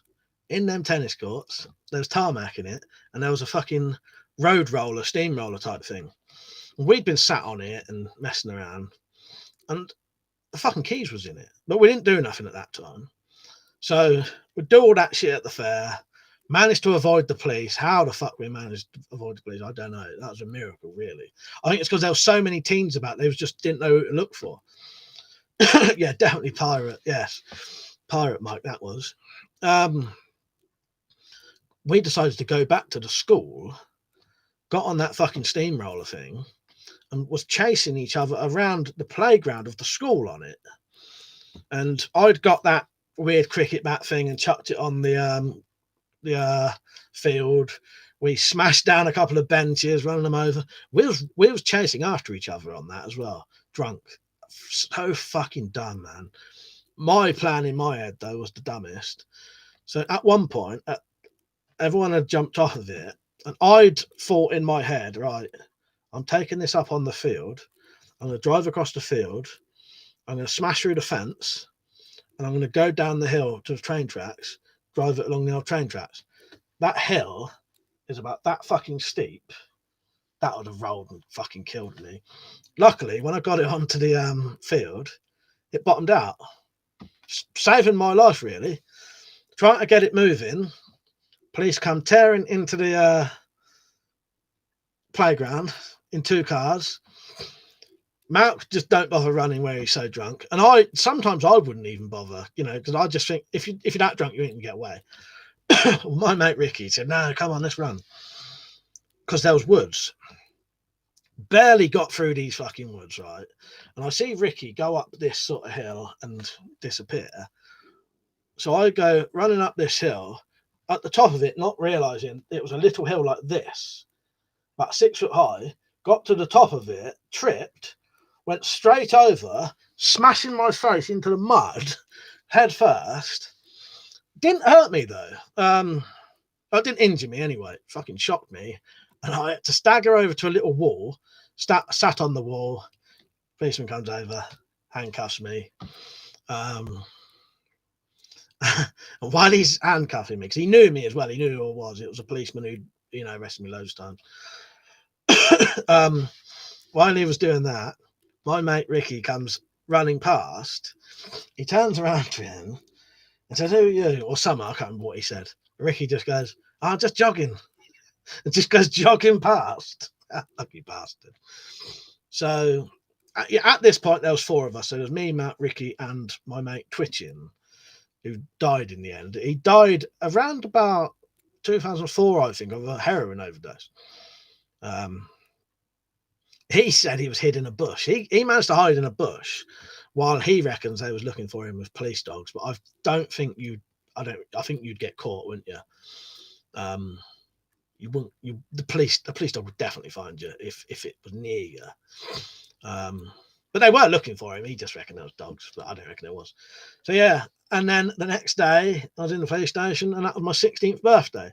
So that's just an example of some of the stuff, I was doing at the age of 16, and it was just getting worse and worse and worse, and more stupid, and yeah, getting up for when it gets to about 11:45. That's if I can think of another story I've been convicted of as well. Oh no, I'll tell you another one in a second. I'll tell you one that I think happened before that. I'm gonna need a piss though. Hang on.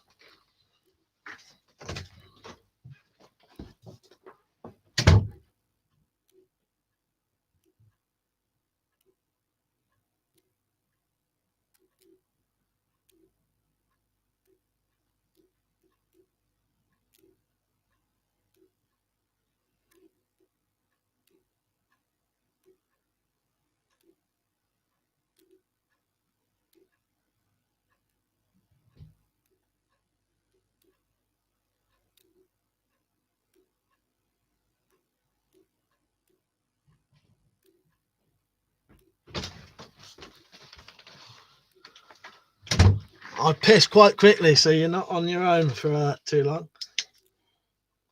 Just before you say it, you little bastards. I can tell you another story about. I think this was before the. I think this was before the. Yeah, this is the first thing I ever got properly convicted of. This story. So this would have been before the age of. I was 50, maybe before 50. I don't know. Such a weird story, and it carries on as well. Stuff that happened during this carried on later. A little bit of a weird sort of feud that went on with some police, basically. So the first thing I ever got convicted of was we was up our local park getting pissed out of our faces, after school, pissing stone probably, and just being dickheads, as you are as a teenager, and started breaking a roundabout that was made out of wood. Kids roundabout. I shouldn't really been doing it, and probably deserve to get done for it. But the thing that always annoys me to this day about it is what we didn't know at the time. There was actually a policeman watching us the whole time. And I don't understand, why didn't that policeman just come over and stop us and none of this shit would have happened? I don't understand the mentality of, rather than stopping a crime, and I don't know, letting it happen and doing them for it. Surely it's better to prevent it, isn't it? Anyway, unbeknownst to us, the whole entire time we was doing this, a policeman was sat on a bench, not in uniform, watching us. Well, this dog came over to us and we were stroking it. Turns out that's a policeman's dog, right? Now, half of what happened this night wasn't intentional. You're off, Steve. Good night, mate. Merry Christmas. I said night, it was afternoon. So we'd started breaking up this. I think we was just showing off. You know what I mean? I was just showing off, drunk, and right behind where this park is a police house where a local policeman lived. And as I say, I was not aware of any of this. I didn't even think anyone lived in that police house. So we chucked a couple of logs over the fence, just showing off. And then we all ran round to the front of the police house and started kicking the door. Because as far as we were, no one lived there. The next thing we know, about 3 fucking vans worth of police come up, going fucking mental. Took us off. And we didn't know this. I didn't know this, and I genuinely didn't know this. The police house did have someone living in it, and his fucking wife was pregnant. And he thought, I don't know if he really thought this, because it was a bunch of fucking 14-year-olds. He reckoned we was trying to kick his door in to attack him. That was never happening. But I think they just said that to try and do us worse than it was. And I suppose it all depends what way you look at it, you see. If you solely believe everything the policeman says, it looked fucking terrible. If you believe what I say, it's not quite as bad as it sounds. And it wasn't intentional, I'll tell you that. But I still to this day don't know why that other policeman didn't just stop us while we was breaking the fucking thing. It let us do everything, and then it does. I don't know. Maybe that's what they do. I don't really know. Yeah, and then not the funniest thing, but again, you soon learn who your mates are, and you soon learn who are fucking grasses, because one of the people who was there doing it, who kicked the door, who also broke some of the roundabout, said it was all me and Malcolm. Yeah. This was something I did when I was 14. That was just the first thing I'd ever done, that I got convicted of. Not ever done. That's the first one I ever got convicted of. There's way. As I say, if I showed you half the stuff in here of some of the shit I've been charged with and convicted of, yeah. But you can ask me some questions about the other stuff if you want. Was I a hooligan? Yeah, probably. I was a drunken teenager. But it got to the stage where I was having to do multiple...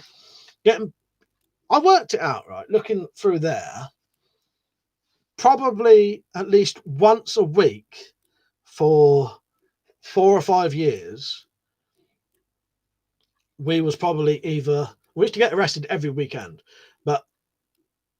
And say if we didn't get arrested every weekend, every week we'd either be in the police station, getting called back to the police station, getting arrested, or having to go to court, or having to go and see a fucking solicitor.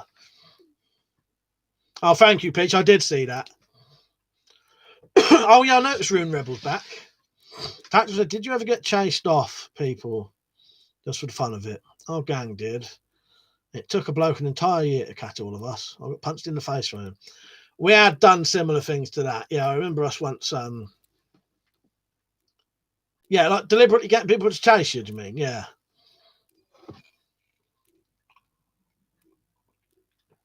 I was just trying to think, what else should be? You off, Liam. Good night, mate.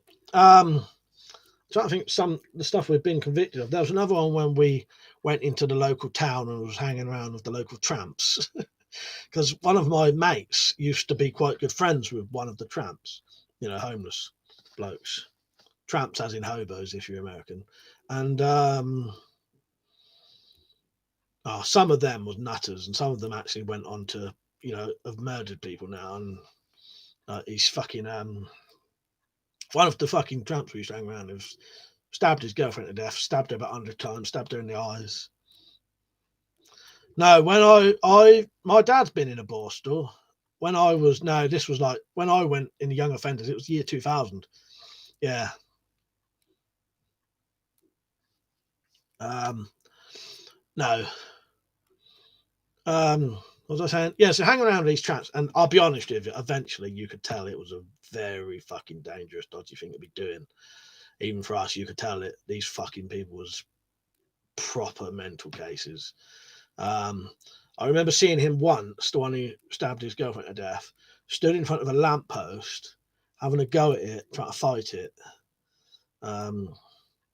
Anyway, we'd been hanging around then, and got completely pissed out of our faces.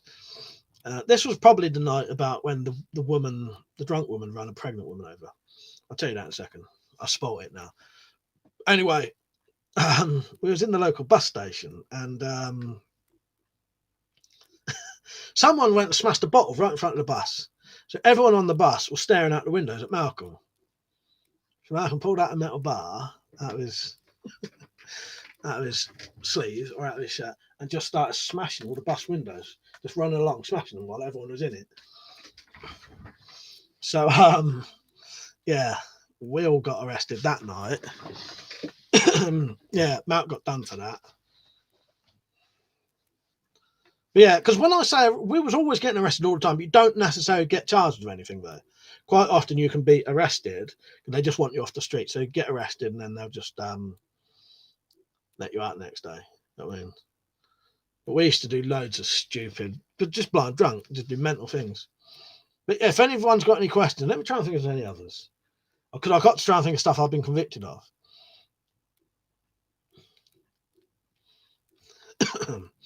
I've got the driest mouth ever.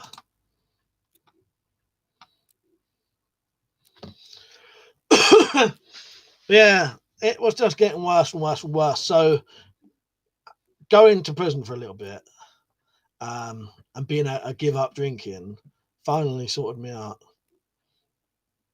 John Perry said, your parents must have been saints putting up with that. My old man would not be sentenced. Well, my dad had been in a Borstal and prison. And I think he was also had quite a hard reputation. And I think he would never hit us because he used to say, you know, I can't hit him because I might not be able to stop myself, basically. And my mum would do all the hitting.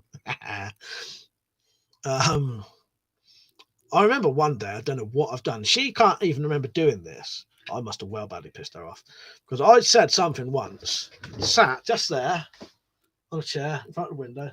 Don't know what I said to her. She came up into my room and just went bang, bang, bang, bang, bang, bang around my face. She's never ever hit me around the face ever. I don't know what I said, and I can't even remember. It didn't really bother me because I knew I'd done something to make her do that. I must have done something very bad. You know, said something. But no, my mum and dad always tried. You know, my dad used to work 5 days a week. Hard worker. Used to get in fair. As I said, he'd been in a Borstal, which is a young offenders prison, but a lot worse, and prison as an adult.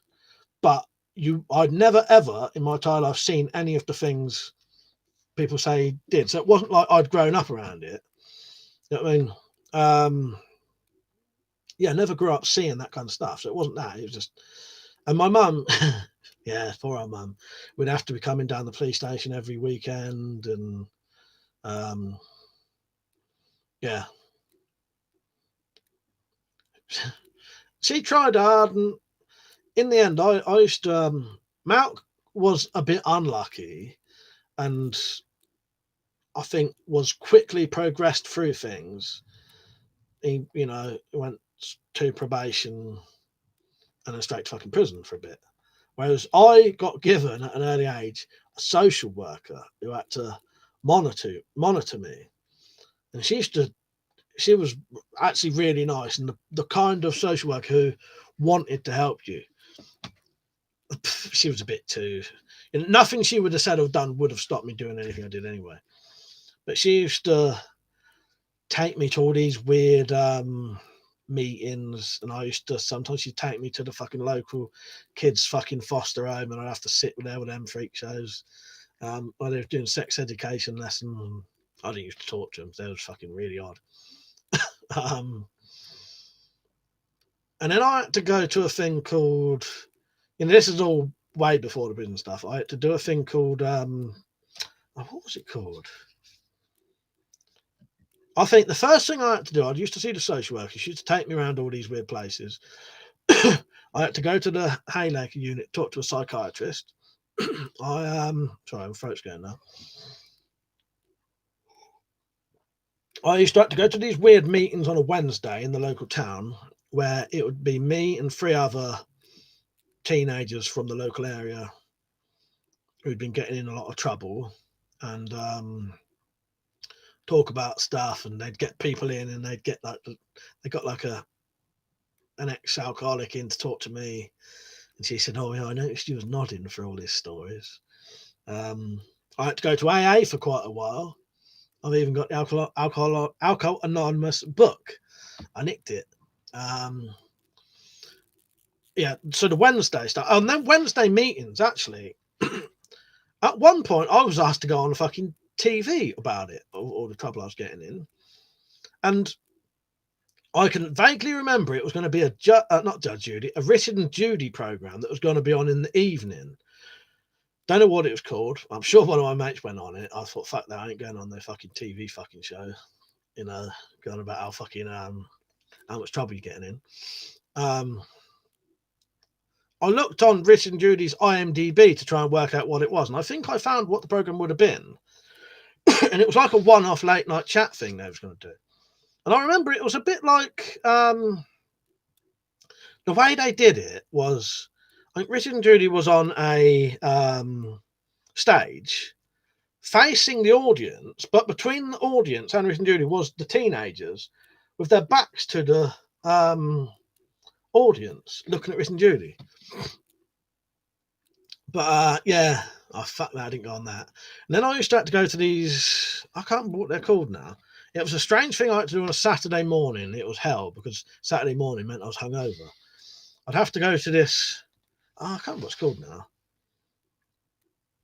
Attendance centre. I used to have to go to an attendance centre, which was basically a school.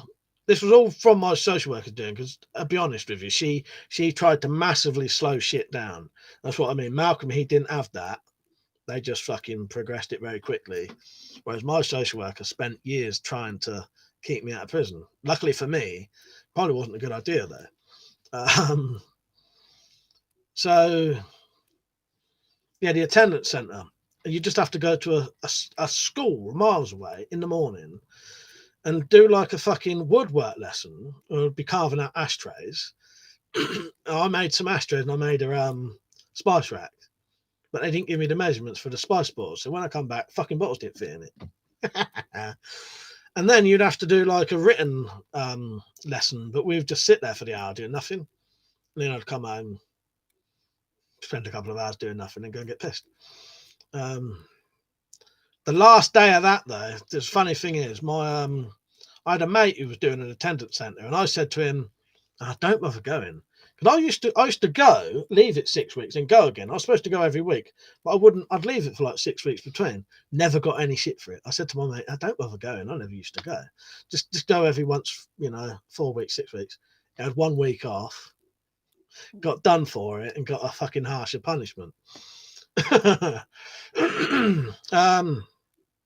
Funny thing is, that poor bastard's dead now. Died in his 20s from heroin overdose as well. That wasn't the other bloke who I said about. I've had quite a few friends who've died from heroin overdoses. Luckily, I never touched any of that shit either, because I probably would be dead or doing a lot of prison time. Yeah, so the weird attendance centre shit. I do like a weird prison scare thing as well, where they take you to like a rough prison, try and scare you. The only memory I have of that was being took into this room before we went into prison, talking to some of the screws, and this little Pakistani boy called the screw mate, and the screw went fucking mental. "Don't you call me fucking mate, I ain't your fucking mate." Yeah, scared straight. Exactly, that's what it was. Yeah, and I just sat there sort of thinking, oh my God. What he had to do was not call him mate. Silly fucker. But yeah, pretty much, Joe. Pretty much that. Yeah, it's great. I don't know if I've got any pictures of me then. I didn't look much different than now, Bruce, in all honesty, just skinnier. Same haircut, smaller beard. If I can find some next time, I'll tell you what, I might be able to find you one if you wait. If my pictures are in here, I might be able to show you one. I ain't got many pictures of me then. No one ever used to seem to take them. Let me see if I've got... I have got a couple of pictures of me then.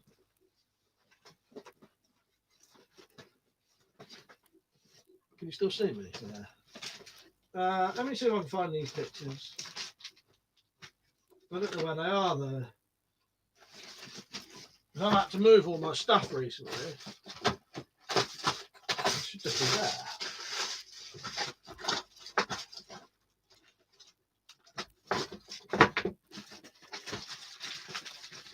Oh, I might have one in here. Let's have a look. Yeah, I used to have to do a lot of weird stuff. I'd love some old pictures from the old days, like police pictures. I'll tell you what I have got. I'll cover it up. But some of the police used to let us keep the old school stuff you used to have to hold up.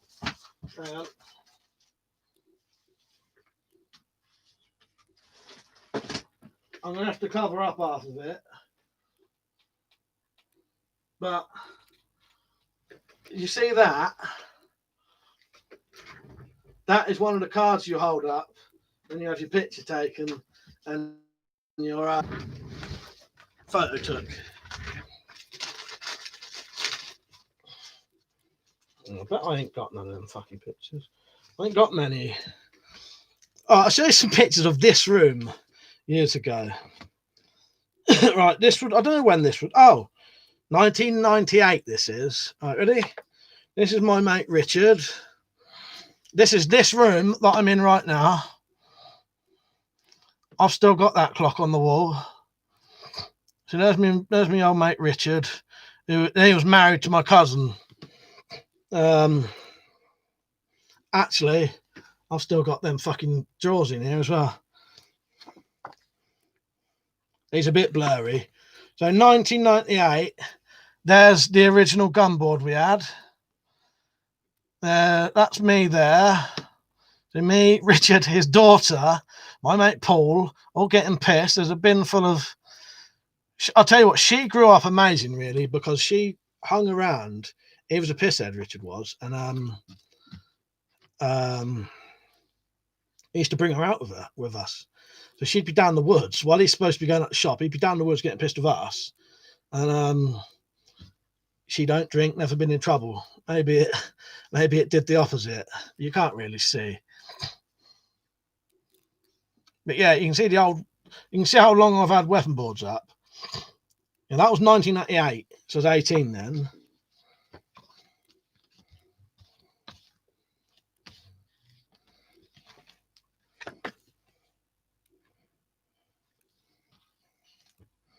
And here's one of me and Malcolm with some bird we used to hang around with. Again, you can't really see it. But these are actually Polaroids. And up on that windowsill is marijuana plants. But I've got fucking steel toe caps, jeans, braces, kind of white lightning. That's the old gunboard that would have been there. That was the original gunboard.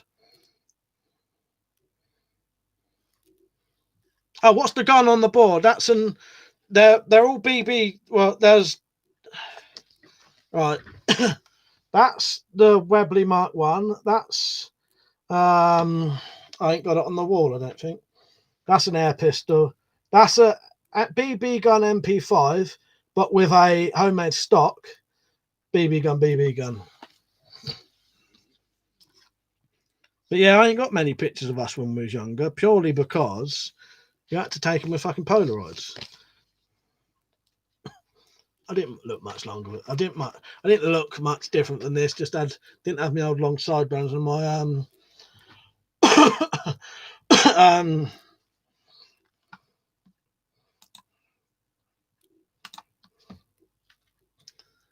my beard was shorter. Fug life, yeah, exactly. Alcoholic life. Yeah, that's all the pictures I've got, I think, of me.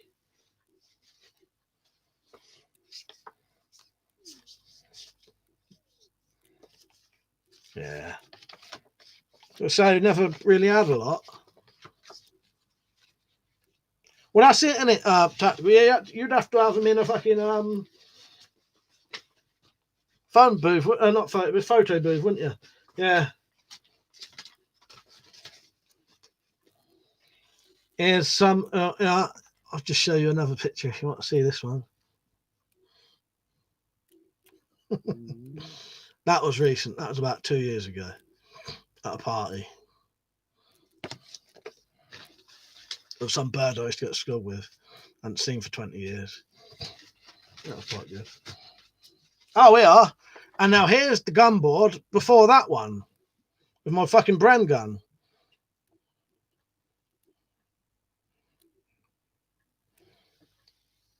So there's a gun board there. That's not even the big one, I don't think. Right, object history, how are you, mate? Yeah, that's not even the main two boards. Did I ever think of joining a little bit? When I was younger, I did. Very young. As I say, by the time I was like 14, 15, I was getting in trouble every day. Yeah, I was, doing all manner of fucking shit. And one night I sniffed petrol so much I started hallucinating. Accidentally tipped the whole can of petrol over myself. Probably nearly killed myself. I'd lit a cigarette, I'd burnt to death, and then and I went to school the next day.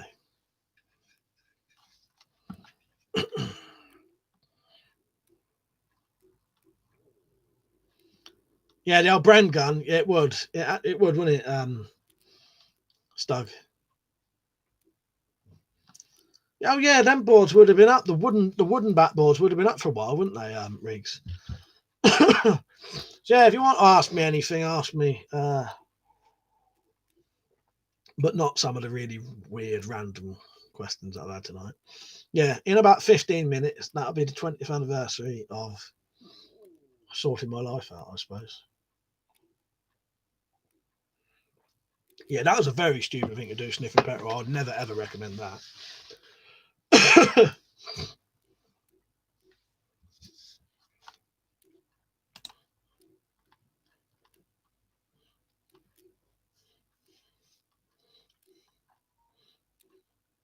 Oh, everyone's been liking as well tonight. Thank you very much. That's good. 47 likes, 47 people on it. So there was 50 people on at one point.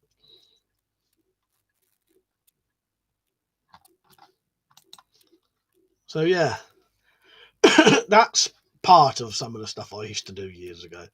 As I say, all of this was before the age of 21, sorry. All of this before the age of 21. So I crammed in a lot of stuff. A lot of people say they didn't really even start doing stuff till they was in their 20s. Yeah, we crammed in a hell of a lot of stuff in them. Fucking 5 or 6 years. Yeah. Rumble Sabu says it's a shame seeing what you did have in the old VHS, mate, and having them sell like the blank guns. Yeah, I wish I'd kept some of them. Yeah. Nick said you've probably explained it loads of times, but how did you get the gun board that you have now? I'd love to do something similar. I used to do no end. I'll answer that in a second. I used to do no end of drugs. The only thing I probably never touched was heroin and crack because I knew if I went on them, it'd probably kill me. Right, the gun board that's actually behind that, which you can just see, you can see the real board there behind the banner. It is a 12 mil, I think, piece of plyboard, hardwood ply. I think that's 7 foot by 4 foot. And then you basically drill 4 holes. This has got 16 in because of the amount of weight on it. 16 4-inch bolts holding it to the wall. And then with cup hooks how you have hook it up. So if you want to know what a cup hook is, they're not always called cup hooks, but they're these.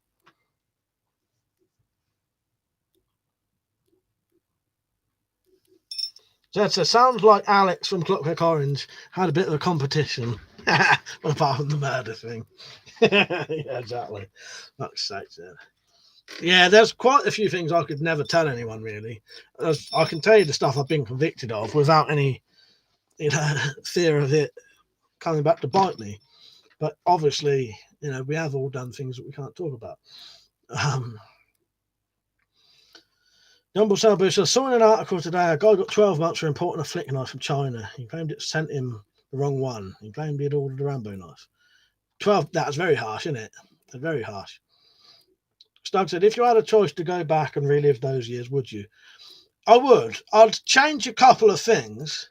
The only things I'd change, though, is I'd make sure in some of the fights I was slightly better prepared and less drunk. Everything else, and maybe less drunk for some of the birds. Yeah, that or someone bit me. Yeah.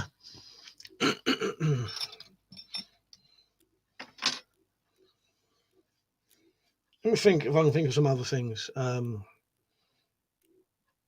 Let's say I've got to try and think of the ones we've been convicted of, and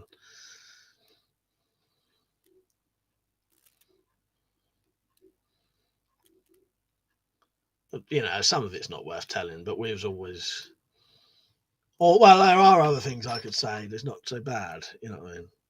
But yeah. In about 15 minutes, I reckon. Probably about now, we probably would have left the pub, the club. It wasn't a club as it is, more like a working man club type thing. We'd probably be walking home now. Matt said, "You were all right, Mike. I had a hectic day. Only just started Christmas shopping today. Oh, bloody hell. I'm all right now. This is the 20th anniversary of me going to prison and sorting my life out, basically.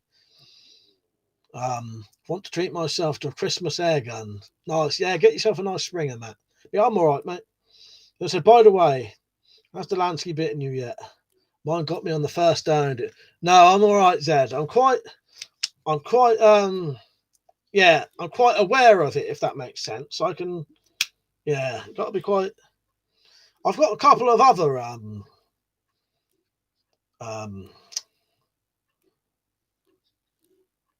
legal carriers that are a little bit like that, a bit snappy.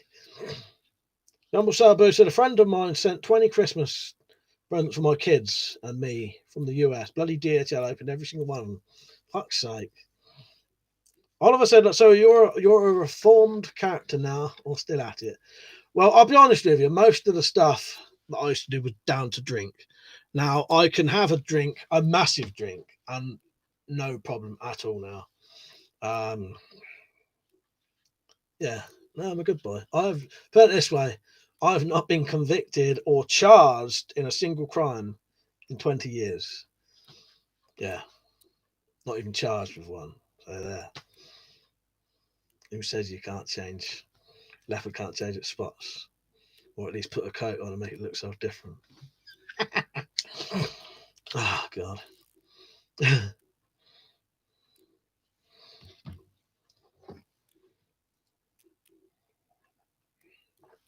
I've got too much to lose now. I've got no interest in all that kind of. As I say though, a lot of it was yeah, it means you haven't been caught. A lot of it is just getting older and getting more wise, and yeah, I'll be honest, when I drink I'm very mellow now. I can, I can get extremely drunk, and I've been known that sober people can hang around with me when I'm drunk, which, I know that sounds a bit odd, but some people, when they're drunk, you can't be sober around them. Choo, this is essentially my work right now. So if you wanted to pay my wages, go on to the link that says "Buy me a Christmas present." Put in exclamation mark support. And you can buy me a coffee. Come on, someone buy me a coffee. I ain't had one all night, apart from the one I've got there. Essentially, this is my job. I'll tell you what it is. I am essentially a sort of unpaid sort of carer. It got to the stage where it was easier for me to stay at home and do this kind of stuff that my mum would need to do because she can't do it anymore. And try and earn a bit of money through YouTube. But I've been completely demonetized, so I don't actually get any money through YouTube apart from these donation things, which does help. And now we've completely covered the thing in with the bottom of the chat is all just support. But yeah, that massively helps if someone does that when they do. I had quite a bit this year actually, and I'm very grateful for it.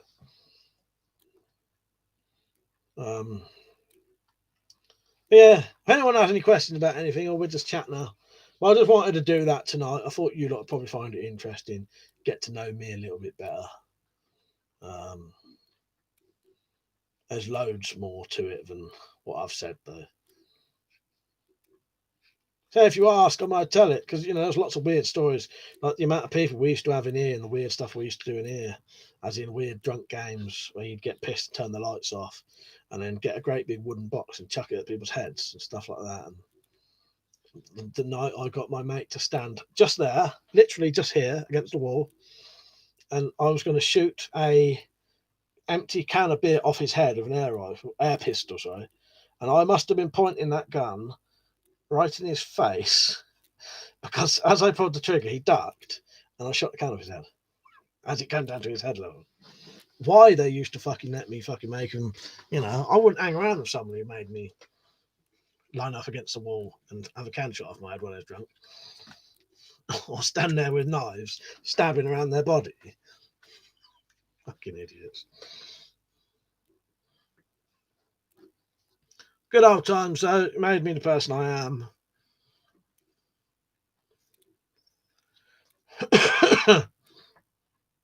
Oh, nice one, Riggs. I'm still going to make one. I've got a bat just there. I still need to make one. Steve said it was interesting. What's your opinion on the police and judiciary system these days? With the courts, I don't really know. Police, again, don't really know. In the old days, as I used to get in a lot of trouble, and at one point, a lot of unwarranted shit from certain police officers. So I ended up getting that. Don't really agree with that now. I don't think all cops are bastards. Some of them are proper decent blokes, do their jobs properly. As with every job and everything, there's all cunts in them. I was 19 when I got that, maybe 18, and it was more of my little fuck you to the ones I had to deal with. Yeah, it's probably a stupid thing to do, really. I don't know. As I'm older, I know the score to life sort of thing. I know that people have to do jobs and that, but I've not had to deal with the police for a long time, or courts. So my opinion, I don't know. Don't know. You know what I mean? It's gone a bit now.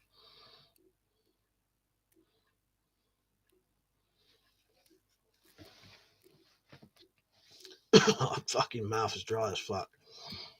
Thank you for thank you. Object History just bought me a coffee. And who was the other one who bought me a coffee? Someone else did. I won't say your proper name, whoever it was. Who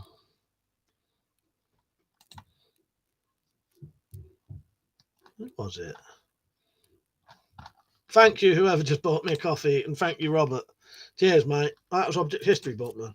Someone bought one just before that. Thank you for that, by the way. I do appreciate it because it does actually genuinely help me out, and it does go to the channel. So thank you. I don't know who the other one was.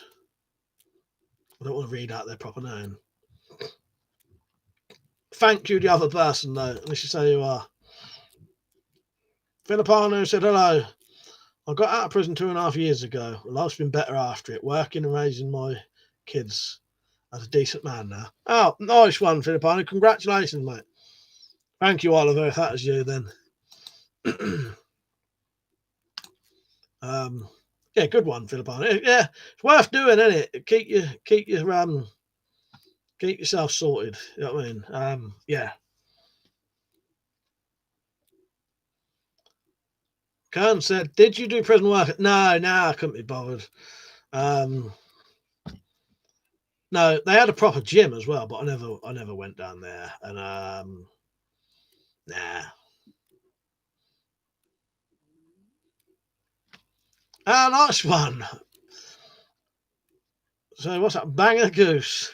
He said, "Congrats, mate. I started watching your videos 12 years ago when you commented on one of my videos about the DM boots." Ah, nice one. Nice one. Yeah, that's proper old school, that is. You'll have to comment on one of my latest videos so I can go and have a look. You still got the videos on there? I might remember it.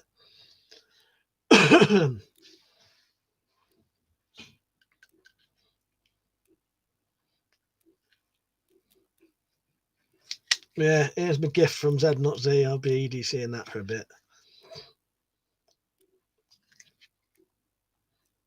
Strange old knife, but when you get it in your hands, it's comfortable. Certainly locks in your hand all right. Yeah, when I didn't show my face. Yeah, exactly, Riggs. Yeah. That was when I won a bit of silver off of cutlery leather. Everyone reckoned it was rigged. It cracked me up. And I say, yeah, fix. WeaponCollector won some silver off of cutlery leather. Yeah, and then to say thank you, I showed my face. And then I just thought, oh, fuck it. Might as well show it now.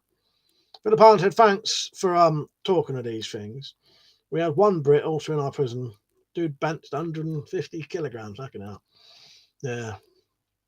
Yeah, I'm glad you're all right, mate, and I'm glad you sort yourself out, because some people don't. And then some people spend their whole entire lives just repeating the process. And I think it's wise to learn from your mistakes. If you don't learn from your mistakes, as they say, you're fucking doomed to repeat them. And that's quite a, no offense to other people, but that's quite a stupid thing to do. You got to learn from. You have to learn things. You know what I mean. So you're like me. You've learned from the past and progressed in life. Zed, they definitely are better than they look. Yes. Jumbo Sabu have got a world legal. Still think Bill wouldn't be happy and won in public. Although I don't fully lock. I think they say it does. Is that what they reckon? Yeah. I'd be careful where I carried this anyway, just because it looks a bit. It looks quite threatening compared to like a Swiss Army penknife, doesn't it? Thank you, Sailor. So, how's your stuff going anyway? If you don't mind me asking, are you all right, by the way, mate? Sorry, I never spoke earlier. I was going so much into the stories, I didn't really get the chance to say hello to anyone who's on at the minute. Yeah, I'll be honest. I don't want in prison very long, but it got me off of booze, and that's what I needed. But I know quite a few people. Some people who did finally sort themselves out. I've known a couple of people who I never ever thought would ever change their ways, and they're perfectly normal now. And they used to be fucking burglars and who do no end of shit, and and then some are dead, and some are still doing the same shit in their fucking 40s and will never ever change.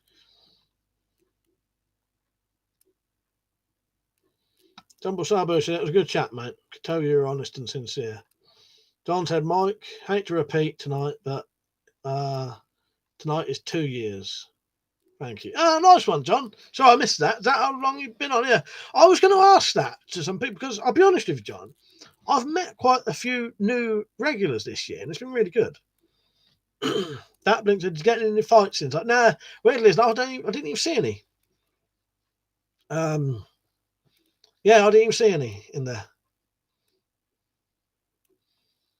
It's good to have you on board, John. Yeah, I've met quite a few good people over the years, and quite a few this year. I was thinking about it earlier just to come on. I don't know whether this is definitely true, but this year for YouTube has been one of my most enjoyable years. Yeah. Stug said this has been a great stream, mate. Very inspiring. Thank you. Yeah, it means a lot for someone to say that, because I never know whether it is or not. You know what I mean? Nick said I only subbed in the middle of November. Oh, nice one. Yeah, you're new as well then. Yeah. When you do these things yourself, you never know. I'll have to look through some of my things. Where's my... I'll tell you what. Let me look through my... I've got a little booklet of... I'm going to put all this in a book one day, because there's loads more than this.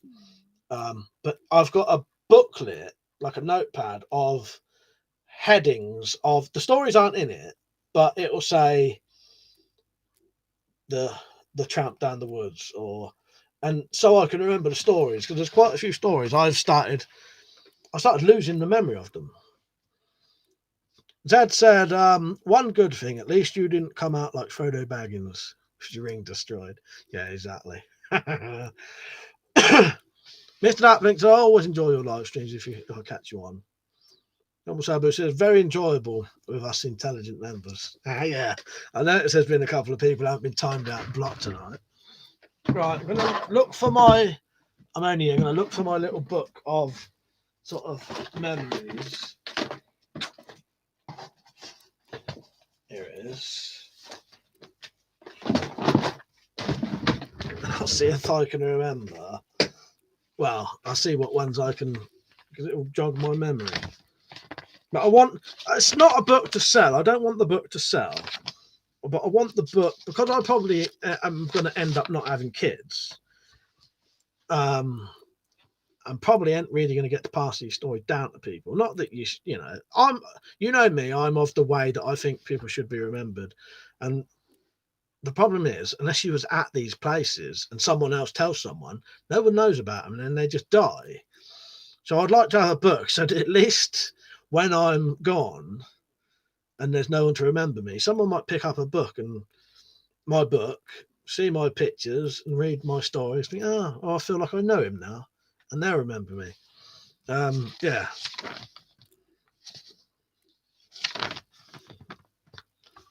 You're off, Sailor Sure. Good night, mate. So yeah, it's not. I don't think I'll make money out of the book. It's just I want it. I want it written down so at least someone will remember. You know what I mean?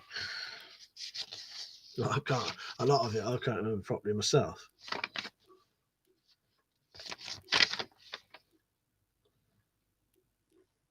But I thought there's quite a few weird stories I could tell you, but I'll try and keep to the subject of tonight, which is sort of getting in trouble and what led up to it. I suppose I could tell you probably some of the other ways I became an alcoholic.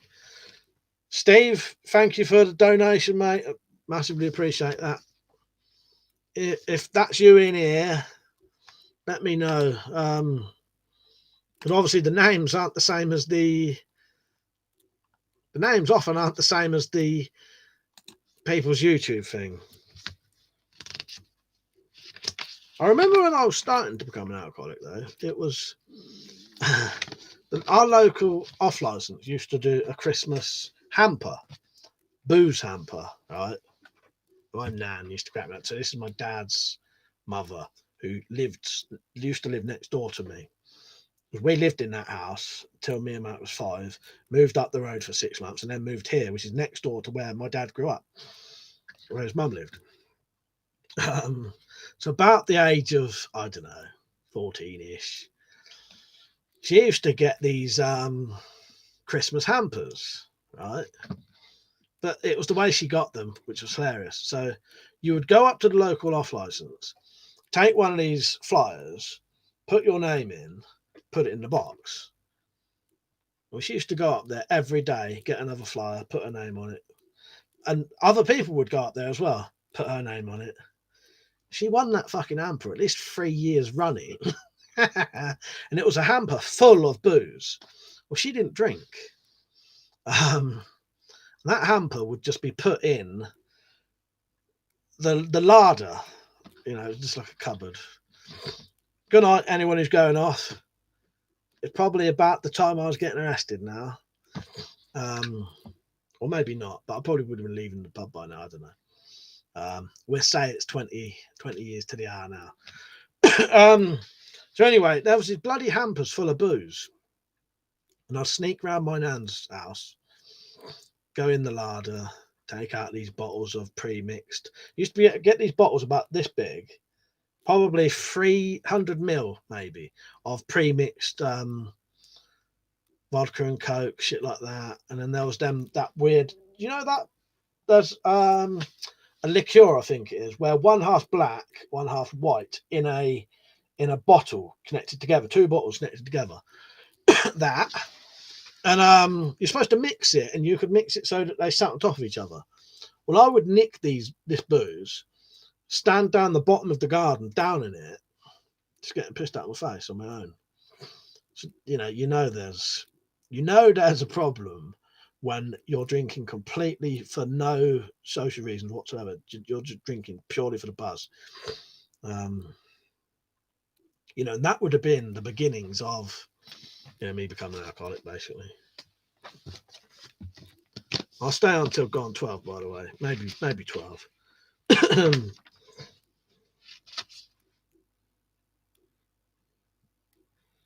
Drinking aftershave was another thing I did once. I don't know where my mum and dad were at the time. I'll tell you what they might have done. They might have, because I remember them being on holiday, but I don't think they were on holiday. I reckon they'd gone down the seaside for the day with my younger brothers and sister. So they was down the coast. We weren't at home at all that day. Because actually saying that, yeah, because we never used to go on like a week holiday in them days. I think in them days we'd been on a week holiday twice in my entire life. And then later on we started doing it every year, you know, in my 20s. So there was a bottle of aftershave in the cupboard that said something like, you know, 80% alcohol. And I don't know if we dared each other to do it or was just bored or what. But I remember standing in my kitchen. Then I could have blinded myself for anything doing stupid shit like this. Such a really fucking stupid when you think about it. In a small glass, but probably that big, I must have poured about that much aftershave in, filled the rest up. You know, maybe I don't know if I filled it up, but I put some orange juice in it and I fucking downed it. Malk did it as well, but not as much, and Paul did it as well, but not as much. Both of those ran out and puked.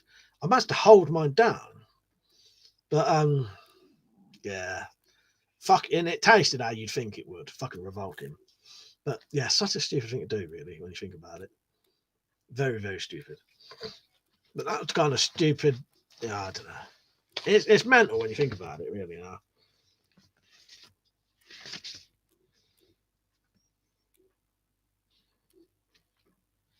Looking through my little list now.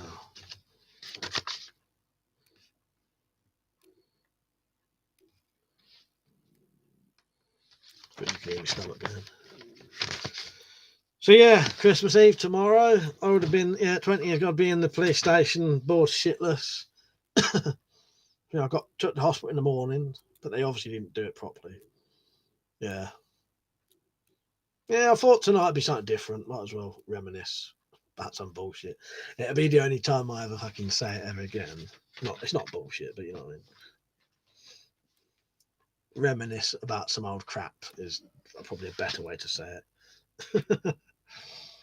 At least you learned by your mistakes, Mike. They made you the man you are today. Decent. Yeah, when you put it like that, I suppose it does, don't it? Because yeah, I suppose at least I did learn from it. You know what I mean? Yes, I think. Yeah, did they? Was it? No. Do you know what it was? It was lighter fluid, and he reckons, mate, you really did that because With Nail and I is partly based on real stories, isn't it? The bloke who was with Nail, he reckoned drinking. I don't know if in the film it says he drunk lighter fluid on it. He reckons that's what essentially killed him in the end, because he ended up getting throat cancer. Yeah, yeah, good trip down memory lane, exactly. that's it, isn't it? Yeah, he reckons, old matey. Yeah. Monty, you terrible cunt. I like With Nail and I enough that I bought it myself on Blu-ray. That is a great film, that is. What else could I say about? Well, I'll tell you one of the other things I'm pretty sure we got convicted of this. I know Richard did anyway. That bloke I showed you earlier.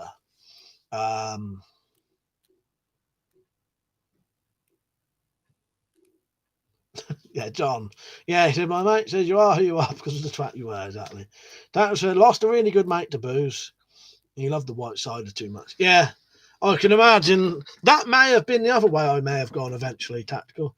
I may have gone down those roads if I hadn't have stopped. Yeah.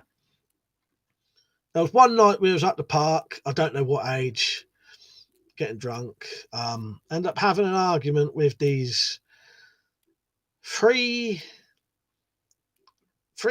I think it was 2 blokes and 2 girls potentially, or 3 blokes and 2 girls. There's probably about the same amount of us, but all blokes basically. Had some weird argument, or someone reckons, because I can't really remember much of it. Someone reckons I was on my own, like they was in the park, I was on the outside of the park, and someone reckons that these people tried to start on me. Probably didn't happen. And then they all came out, and we ended up following these people back to their house, and ended up pretty much beating them up outside their house. But the night carried on. That wasn't even the end of it. Well, I think this was the same night anyway. It's very hard for me to remember. I'm pretty sure this was the same night. Came back from that to the park, went down the road a bit, and there was a bloke who'd been emptying a delivery for bread. So I just bought out food this late. It was delivering bread anyway in the local bakery. The back of the fucking lorry was open and the cab was unlocked.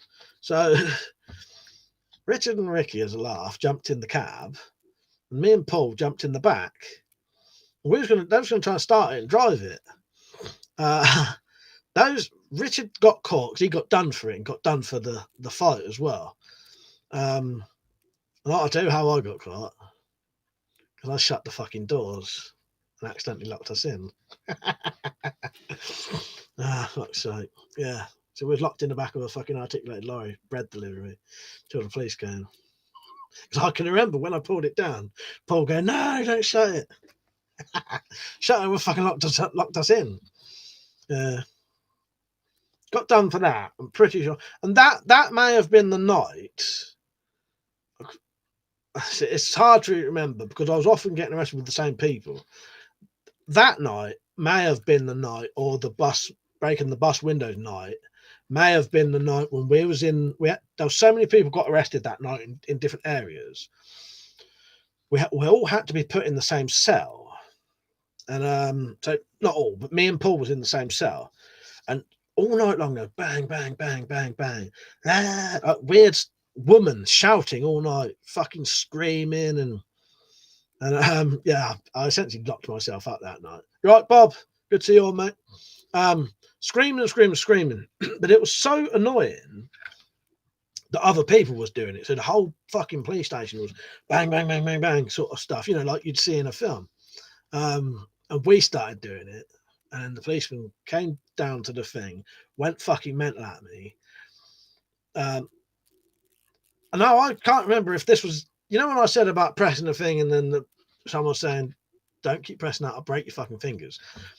That either got said then or when I was in the prison, or both. I don't know. But I remember he came down, had to go, stop ringing that fucking bell, and then told us why the fucking woman was screaming. I can't remember if he told us then or the next day, or I heard him saying it.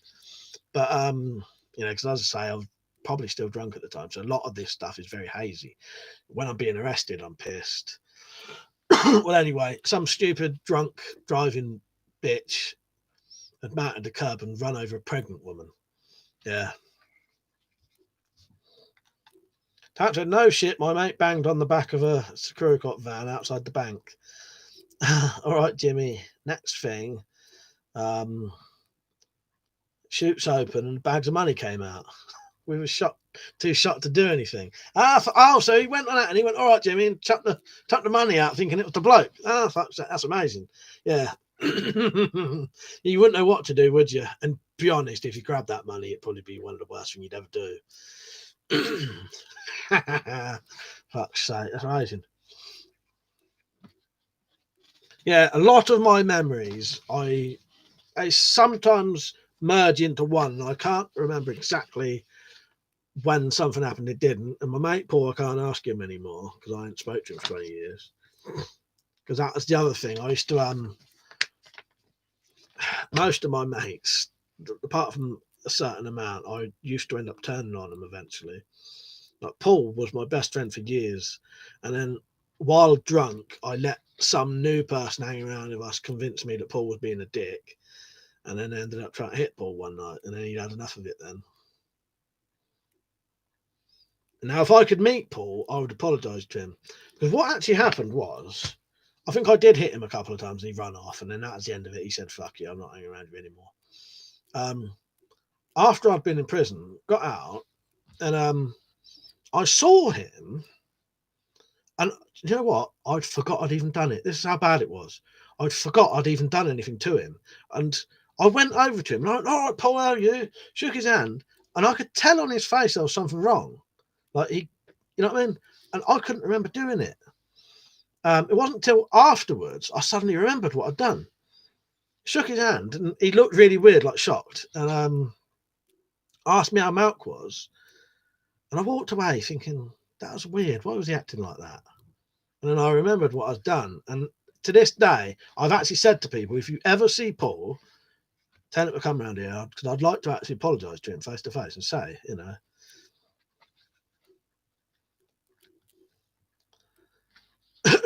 Object Sister said someone should put that in a movie. What, Tacticals thing? Yeah, that would be good, wouldn't it? Yeah, poor old Paul. I would apologise for that. Yeah, not a lot of things I would apologise for. Most of it was, yeah, that was something I shouldn't have done. A lot of the other stuff, yeah, I shouldn't have done it, but you know, it happened, and yeah, Paul, I would apologise to him if I see him, but yeah, just looking in my thing still now. Yeah, no, I bet you would, Tactical. You wouldn't know what to do, would you? You would be shocked.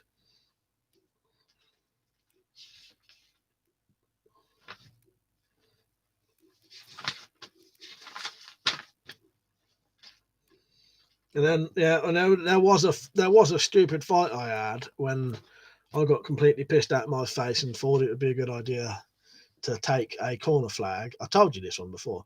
Take a corner flag into there was, well, a rugby club's changing rooms while all the rugby players are in there trying to fight them with a fucking corner flag. You know. Now, it's often something that someone says reminds you of these things. Because as I say, I have to have it all written down. I've got a whole fucking thing here of stories written down, just little headlines of it, so I can remember. But I can't remember a lot of it, and a lot of it is almost secondhand to me. I have to be told, like that rugby club thing. I can't barely remember it, and sometimes, as I say, I can't remember if my memories are real or they're after I've been told what happens. I've pictured it in my head, and now that's become the memory. Because last time we were talking about this, I had a revelation. I think I remember part of it. Now, again, I don't know if it was my imagination, but that rugby club fight, I'm sure that was when I used to watch that bloody TV series Monkey as an adult. And you know, when you're sort of drunk and you're, you know, teenager, and I used to piss about, and I would sort of stand behind a tree or in a shadow, wait till someone gets near me, one of my mates, jump out, shout monkey or whatever, and like kick him in the bollocks or something like that. And I suspect now maybe that's why. Because I remember walking down to the park where the rugby was being played. We weren't going down there to watch the rugby. We were just going down there to get drunk. That was the only place we could buy booze. But we must have had booze somehow anyway. We was going down there to probably get more. We had to walk under the tunnel, and I stood in the under the motorway. I stood in the shadows and did exactly that. Jumped out, shouted like monkey, kicked my mates in the bollocks, nearly doubled him over. Walked down to the park, and there was a whole fucking, the whole park was full of people watching this rugby. And I'm sure I remember sitting there thinking, I'm going to get one of them corner flags and do something. And I did. And I sort of regretted it. Because obviously one fucking 17-year-old who probably weighed about 10 stone at the time,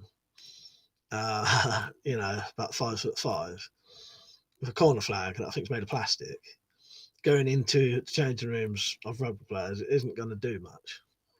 But that got talked about for years, because you know, people was amazed. You know, it's quite a sight. You know what I mean? But I can't remember what happened when, I can't remember even walking in there, but I know from what I gather, I was probably rugby tackled and chucked on the floor because I had a great big fucking graze on the back of my head.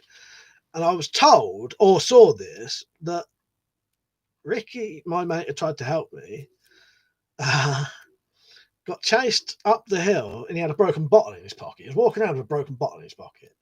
He reckons he pulled the bottle out, chucked it at mate's leg. But later on, they ran up the hill and then a couple of, 10 seconds later, the rugby player walked back down with a cut leg. And then about 10 seconds after that, Ricky walked back down with a black eye. So he'd obviously been caught. And I got arrested and they took me to the hospital because of potential concussion. Big graze on the back of my head. But yeah, I would often get people completely random, because this is the other thing. For years, I would have people come up to me and go, "All right, Mike, how are you?" And as far as I'm aware, I've never met this person. And then they tell me some weird story of the rugby club fight, or we did some weird thing in a shop once. So I can't even remember what it was, but that often gets brought up when we were smashing some shop up. Yeah, very bizarre. It's a bizarre life to live in a way. Interesting, but yeah.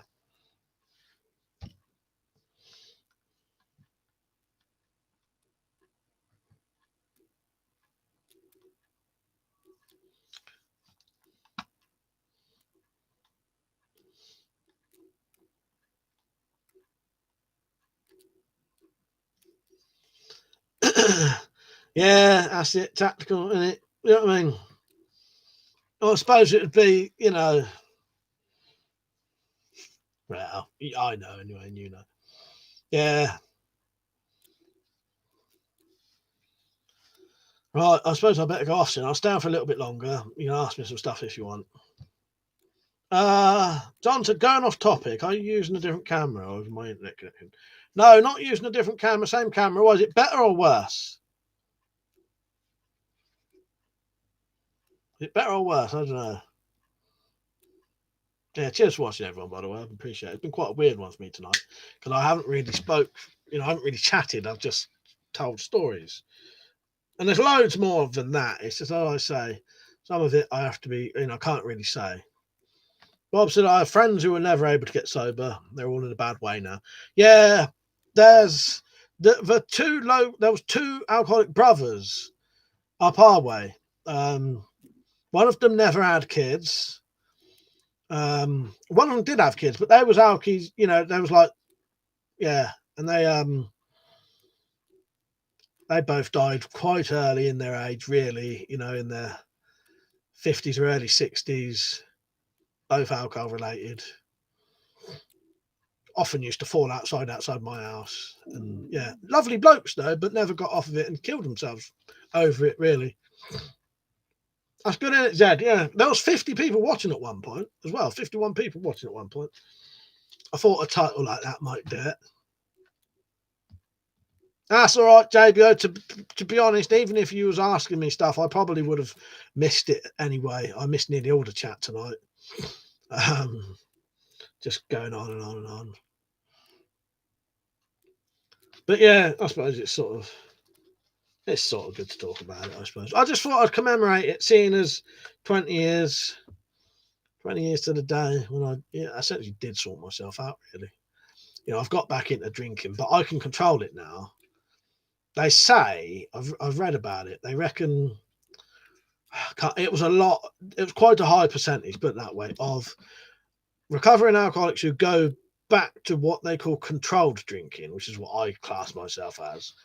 I am once you're an alcoholic, you're always an alcoholic. But I essentially am a binge drinker, but I class myself as a controlled drinker. So knowing what I could do, I can control it to one day every 2 weeks.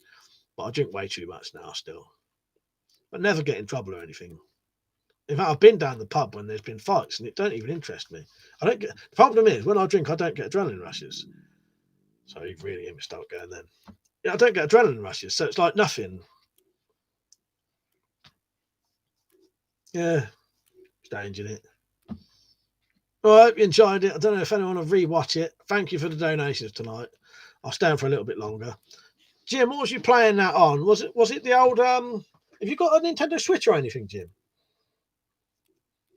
I think you can get them on there. What are you playing it on? I do like a bit of old Donkey Kong.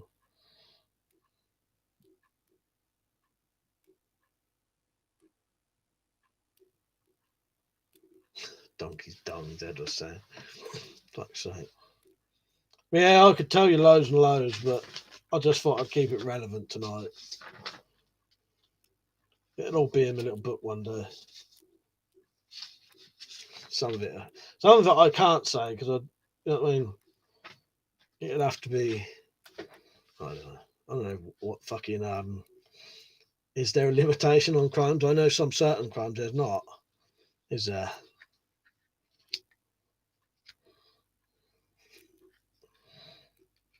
Yes, Merry Christmas, everyone. I hope you have a good one. What did I say I was gonna? I might do a bottle catting video tomorrow. Christmas bottle catting video. I don't think I'll be streaming tomorrow. Christmas Day, I'll try and get on. I'll see. Look out tomorrow. I might be on tomorrow. Do I normally do a Christmas Eve one? Can't even remember.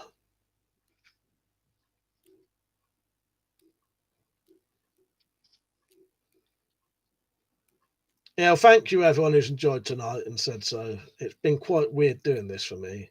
I don't really like. In all honesty, after time I don't really like telling them. You know what I mean? It don't feel right, but you know it happened, so someone might as well know. That said, it's been interesting. I must say, you Crim. Ruth said, "What are you going to have for Christmas dinner? Everything you normally have, all the things you're supposed to have." Nice one, Tactical. Yeah, I've got 2 bottles of tonic, 2 bottles of vodka, bottle of gin, all the other stuff.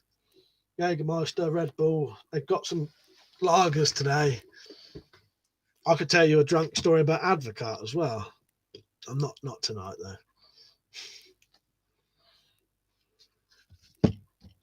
Right. Cheers for watching, everyone. I appreciate it. As I say, it's been weird doing this, but yeah. Maybe I'll get some others out one day, read some statements out. I don't like reading the statements out for this one because it's this thing when it feels slightly more personal than some of the other things. You know what I mean? Yeah. I'll have to tell you the Advocate one. It's not nothing special, but I'm pretty sure the one and only time I bicked my head was going around some bloke's house, drinking Advocate straight out of the bottle. I let them bick my head, and my head was covered in fucking cuts all over. And then I had to go to court the next day. And all these cuts and, shaved it I'd never done. But what was even weirder, the bloke's house, who we'd been drinking the Advocate in, I broke into on his permission about 2 years later because he'd moved out and he said, yeah, just break in there and just have anything you want out of it because we don't live there anymore. Well, I did that, and then his fucking mum went apeshit, telling, still to this day, saying to people, don't let your kids hang around them. That fucking son said I could go in the house and take whatever I want. Well, anyway, guess what I found in there 2 years later? The bottle of Advocate.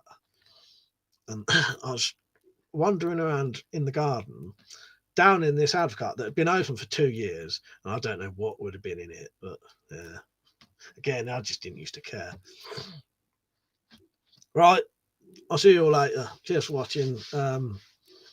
Yeah, it's been a good one, strange one. I hope you enjoyed it because it probably won't happen again, I doubt. Not like this, not like a proper, just, I don't mind telling some of the stories, but I thought might as well make the most of it. Maybe on the day before my birthday, well, I told you to fucking, I'll try and pick another one of the longer ones and tell you that. Because actually, I never told you the rest, what happened with that police house one. Because that caused a lot of shit with the police when, years later, yeah, I didn't like it. Right. Cheers, everyone. I'll see you. Let's hope my subscribers don't drop down after this. I might see you tomorrow. I'll probably do a bottle cutting video tomorrow. Yeah. And if not, I'll see you Christmas Day. Don't forget to join. Watch the earlier video. Don't forget to join StreamYard, and then you can chat with me in person. You don't have to be on camera, but you probably have to wear earphones, and you can talk to me. All right. Good night, everyone. Cheers for watching. I appreciate it, and thank you for the donations. And that I don't know if anyone told me to buy a certain thing or not. All right. See you later, everyone. Good night. Thanks for watching.